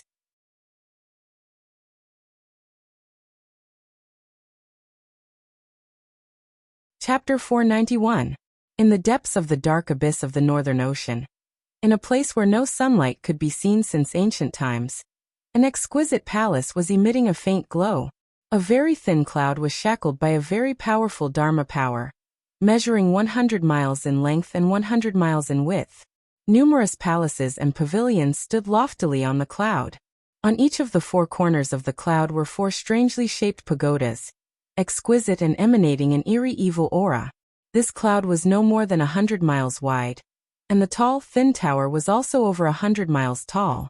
The base of the tower was only about 100 feet in circumference, and from a distance, it looked like 4 thin needles. The pagodas were built from bone bricks that measured 4 feet and 9 inches in width after being carefully polished using the bones of some unknown beast. There were no patterns on their smooth surfaces, only the natural patterns of the bones. The 4 pagodas were shrouded in a very strong evil aura. Their surfaces were shrouded in phosphorescent flames, and 4 large blood-red lotus-shaped basins were erected on top of their spires. They were filled with a sticky, blood-red liquid, and a flame that stood several tens of feet tall was burning ragingly. The blood-red gleam that sprayed out from the basins looked very creepy in the pitch-black abyss, sending forth a chill that made one feel uneasy. The exquisite and luxurious palaces and pavilions were extremely luxurious, but all the buildings, flower beds, gardens, and many other things were shrouded in green phosphorescent flames and blood-red fiend flames. There were no pedestrians in the surroundings. Men and women clad in long black robes, their faces deathly pale like masks, were standing quietly at the corners of the palaces and pavilions. They looked like puppets made from human skin, which added a sense of death to the palaces. When one took a closer look, one would find that there was a pitch-black cave entrance about 100 miles in diameter under the thin cloud, about 100 miles deep. The cave entrance was roughly round in shape, from which black mist kept billowing out. Every now and then, a few clusters of green and red mist would flash across the cave entrance.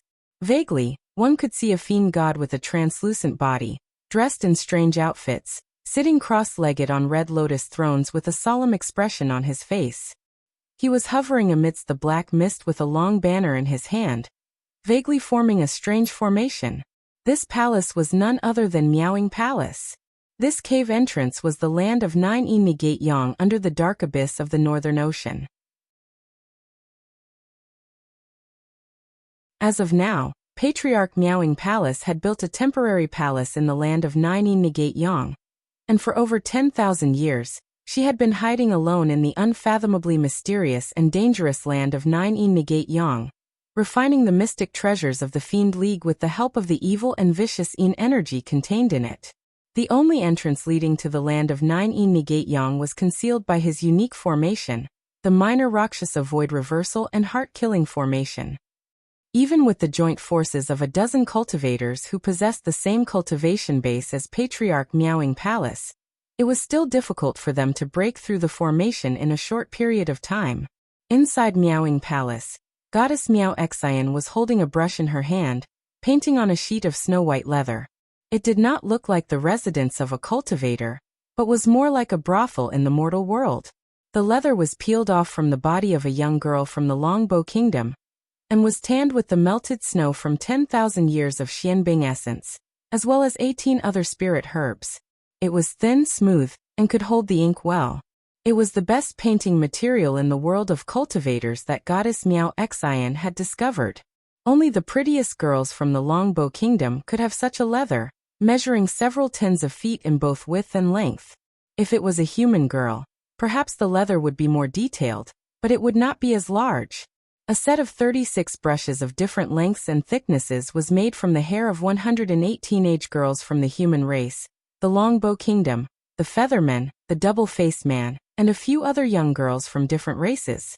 Each brush was personally crafted by a gold immortal crafting master from the Ministry of Works of the Celestial Court. Both the craftsmanship and the quality of the finished product were impeccable. The pigments used were natural pigments of the best quality. Among them were the crimson blood essence extracted from the hearts of the bravest human warriors, the green and blue bone marrow extracted from the bodies of aquatic demons, and the natural pigments extracted from the bodies of various immortal birds and rare beasts. The entire set of painting tools was exquisite and precious. Even with Goddess Miao Xian's power and status in Miaoing Palace, it took her several thousand years to collect all of them. After all, it was not difficult for Miaoing Palace to select over 100 flawless, pure, and beautiful girls, and use the materials from their bodies to make a set of brushes. She also needed to collect so many natural pigments to paint with.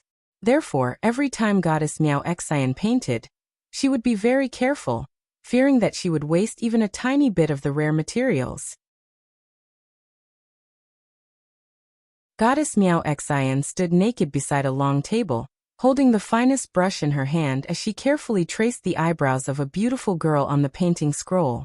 Every single strand, every single eyebrow was drawn with the utmost caution, and every curve was drawn with the utmost precision, fearing that the slightest carelessness would destroy this enormous painting scroll that she had been working on for over 1 month. Goddess Miao Xian stood less than 6 feet tall, and her waist measured over 3 feet and 2 inches. Her skin was dark, and the texture was similar to the skin of an old hippo. Despite her plump body, she had a 1-foot-long donkey face, a pair of beady eyes, a flat nose, and a large mouth that hung low and heavy like 2 bananas. There was a distance of at least half a foot between her mouth and the bridge of her nose, but she had a long tongue that could easily lick the bridge of her nose. When she was engrossed in painting, Goddess Miao Xian liked to stick out her tongue and lick her lips. Therefore, her lips were always wet, and drool kept dripping down from the corners of her mouth. She was always followed by 2 of her most trusted serving ladies, who would take out handkerchiefs and wipe the drool off her lips from time to time, fearing that the drool would stain the painting scroll that she had been working hard on for over 1 month. Despite her appearance, Goddess Miao Xian's favorite paintings were painting of rich and noble peony, painting of drunk crabapple blossoms, and some other similar themes. On top of that, she always tried her best to paint the girls in the paintings perfectly, without a single flaw. Once, the patriarch of Miaoing Palace had praised Goddess Miao Xian's paintings, saying that her paintings had sentience and souls. If an almighty expert were to cast a little trick on Goddess Miao Xian's painting, the person in it would be able to come to life and become a real human being. Hee. Goddess Miao Xian burst out laughing. Finally, she put away her brush, tilted her head sideways, and began to study the painting scroll that she had spent 1 month of hard work on. It was beautiful and wonderful. In the painting, a young girl was lying timidly on a soft bed under a blossoms of crabapple blossoms. She was so beautiful, so gentle, and so pure. A masterpiece, a supreme masterpiece. Clapping her hands, Goddess Miao Xian roared, "Lu Buwei, get your ass out here right now." A plume of dark smoke rolled up from the ground, as 5 little ghosts walked out from it, escorting Lu Buwei. The little ghosts uttered a few cries, then transformed into whirlwinds and vanished into thin air. With a calm expression on his face, Lu Buwei walked forward. Without bowing to Goddess Miao Xian, he went straight to the desk and studied the painting of crabapple blossoms sleeping in spring for a full 15 minutes. At last he sighed and shook his head. Goddess Miao Xian's beady eyes went as wide as goose eggs as she cried out sternly, "Shaking your head? What do you mean by that?" Lu Buwei breathed out a deep sigh. He cupped his fist and bowed deeply to Goddess Miao Xian as he said, "Goddess, you should not have drawn this painting." Emph. Goddess Miao Xian snorted coldly, her eyes bursting with killing intent as she said with a cold grin, "Oh? What do you mean by that?" Wisps of golden light shot out from within her body, as a large golden Taoist robe was draped over her body. A golden wheel of light, about 2 feet in diameter and seemingly forged from pure gold, emerged from behind her head. Vaguely, countless skeletons clad in fine gauze could be seen forming a formation that looked like a lotus flower, dancing gracefully and gracefully. Lu Buwei straightened his body and studied the painting. He did not say a word for a long time. The killing intent in Goddess Miao Xian's eyes grew stronger and stronger. Within the golden wheel of light behind her head, flesh and blood were growing out of the skeletons, transforming into beautiful girls. These girls were pointing and whispering at Lu Buwei through the golden wheel, their chuckles drifting out of the wheel and echoing in the palace. Just as Goddess Miao Xian was about to lose control of her killing intent, and was about to attack Lu Buwei sighed once again. He shook his head and said, "Goddess, with this painting of yours, how would all the painters in all the heavenly realms and Pangu continent have the courage to paint again?" Pointing his finger at the painting, Lu Buwei cried bitterly, "Once this painting of yours is done, no one in the whole universe will have the face to wield a brush or use ink anymore. Oh goddess, even if there is a tiny flaw in your painting, it would still be fine, but it is so natural, as if it is a living creature that has been sealed in the painting. How can other painters rely on a lousy brush to deceive people in the future? With such a masterpiece of yours before me, there is no other painting under the heavens that can enter my eyes." Goddess Miao Xian cried out happily. She nodded her head and said, "Old Lu, you have a good eye. I also think this painting is not bad. Of course, you have overpraised me, and you can't say that in the future." While laughing out loud, Goddess Miao Xian turned her head and looked to the left, then to the right. The more she looked, the better she felt her painting was. Clapping her hands, she pointed at the 2 maidservants standing next to her and said with a smile, "Go, put away the painting properly. Put away all the brushes and ink. How are things in the mine these days? I've promised a great bodhisattva in Fa Hua Heavenly Realm that when his youngest disciple finishes his apprenticeship in 2 days, I'll give him some Northern Ocean dark gold copper ores as a favor." Lu Buwei smiled faintly. With his hands clasped behind his back, he stared at Goddess Miao Xian, who was beaming with joy and said, "Didn't Goddess order the newcomer, Taoist Wu Wang, to be the deputy supervisor? I didn't take care of the mine's affairs and let him handle it. Patriarch is coming up here to rest in a few days, and I'm preparing the immortal wine and fruits that Patriarch likes the most, as well as the virgin boy with the innate 7 kills innate life, for Patriarch to enjoy." Goddess Miao Xian cried out in surprise. She slapped her own head and said hastily, "Master is coming up here to rest? Isn't that right? Another 49 days have passed. Hurry up and prepare. It's better to put the affairs in the mine aside for the time being." Lu Buwei smiled, then bowed deeply and said, "Just as Goddess said." A cold gleam flashed in the depth of Lu Buwei's eyes as he bowed his head, and his lips curved into a cruel smile. You're tuning in to the Li Mei's Wuxia Whispers YouTube channel. We're so grateful for your support, and don't forget to subscribe to join us on this incredible journey through captivating stories. Your generosity through donations truly makes a world of difference, as it's the primary source of revenue that allows me to expand and enhance this channel for you. Thank you from the bottom of my heart for being a part of this adventure.